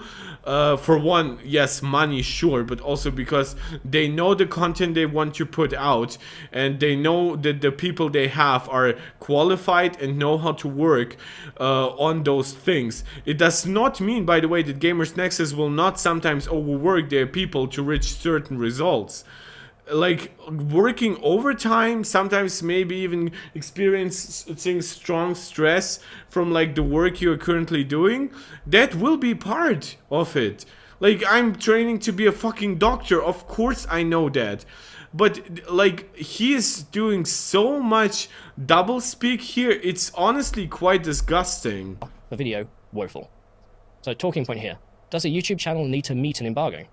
This actually came up on the same panel Linus and I were on about sponsored reviews. My commentary, based on my observations, is that the No. larger the YouTube channel, the answer is no. Yes. These channels don't need to necessarily hit embargo. Because video is not a search engine optimization driven medium, I like to call it a thumbnail driven medium, like written media is, getting those search clicks isn't a priority. So you could be a day late, and we've seen people do that. But what of self-imposed deadlines? This is one of the critical aspects of Gamers Nexus's video. The company rushes to get content out the door, which ends up potentially low quality, or inaccurate, or in the worst case, damning for a small startup. Here's where I'll get to cover some logistics when it comes to video production, both in smaller Oh, organizations like Gamers Nexus. nah. Linus himself now said that it's okay for them to now, like, do less. So don't, Ian Cuttress, please come at me with, like, your 90,000 subs and an end tag being basically dead, trying to explain to me, like, why Linus is, like, perfectly justified in pushing out videos which he knows have mistakes in them that are basically tainting the entire review, and being then called out on it by Luke, and then saying doing proper testing would not have changed my conclusion, implying that it's okay to not do proper testing if he has a conclusion already in his mind. That is insane. Also, by the way, why would you even test products that are super niche, highly geared toward like enthusiasts? Like, why would you review it if you even assume that if it works well, something that what those people are looking for, it would still be a bad product in your eyes because it's expensive?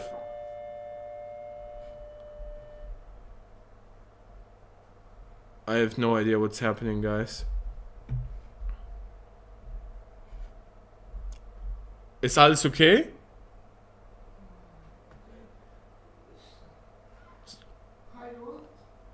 Wer ist das? Mach doch nicht einfach so auf.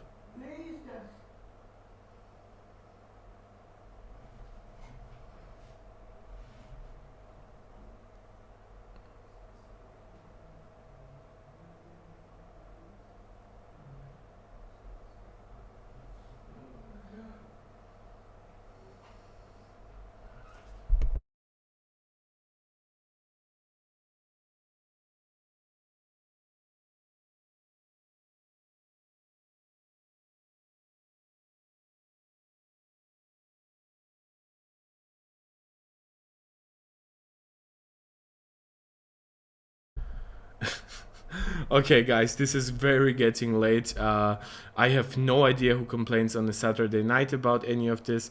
Apparently, I got a little loud for my neighbors, so I apologize for you having to hear me first about dealing with that and then me taking that break.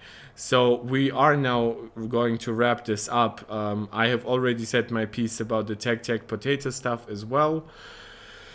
Guys, this is what is stream swatting? Drama llama. I don't know what that means.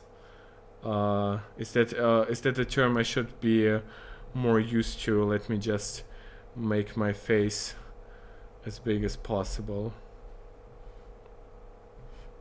Yeah, so I'm wrapping this up. I'm very grateful we had quite a lot of viewers in between. Our chat definitely became more lively at the end.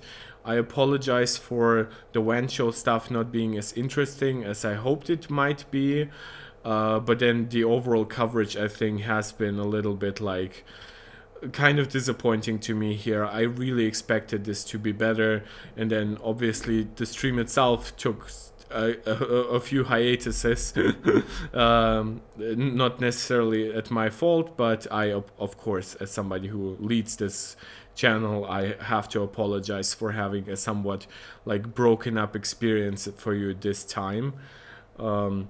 Yeah, so again, very grateful to all of you who have joined. I do think my neighbors are weird for now. I probably should be getting back to like my Berlin home where the neighbors are way cooler. Also probably where the apartments are way better isolated. But yeah, yeah, I have no idea like what else I can contribute. It's been messy a little bit, but I did still enjoy it. Guys, thank you guys for so much for still being here with me. It's been now over 3 hours a little bit, but I hope to catch you guys next time soon. It will probably get back to now a lot of like Apple coverage because we are in the lead up to the new iPhone. So thank you again. This is Mark Tech tuning out and seeing you guys next time.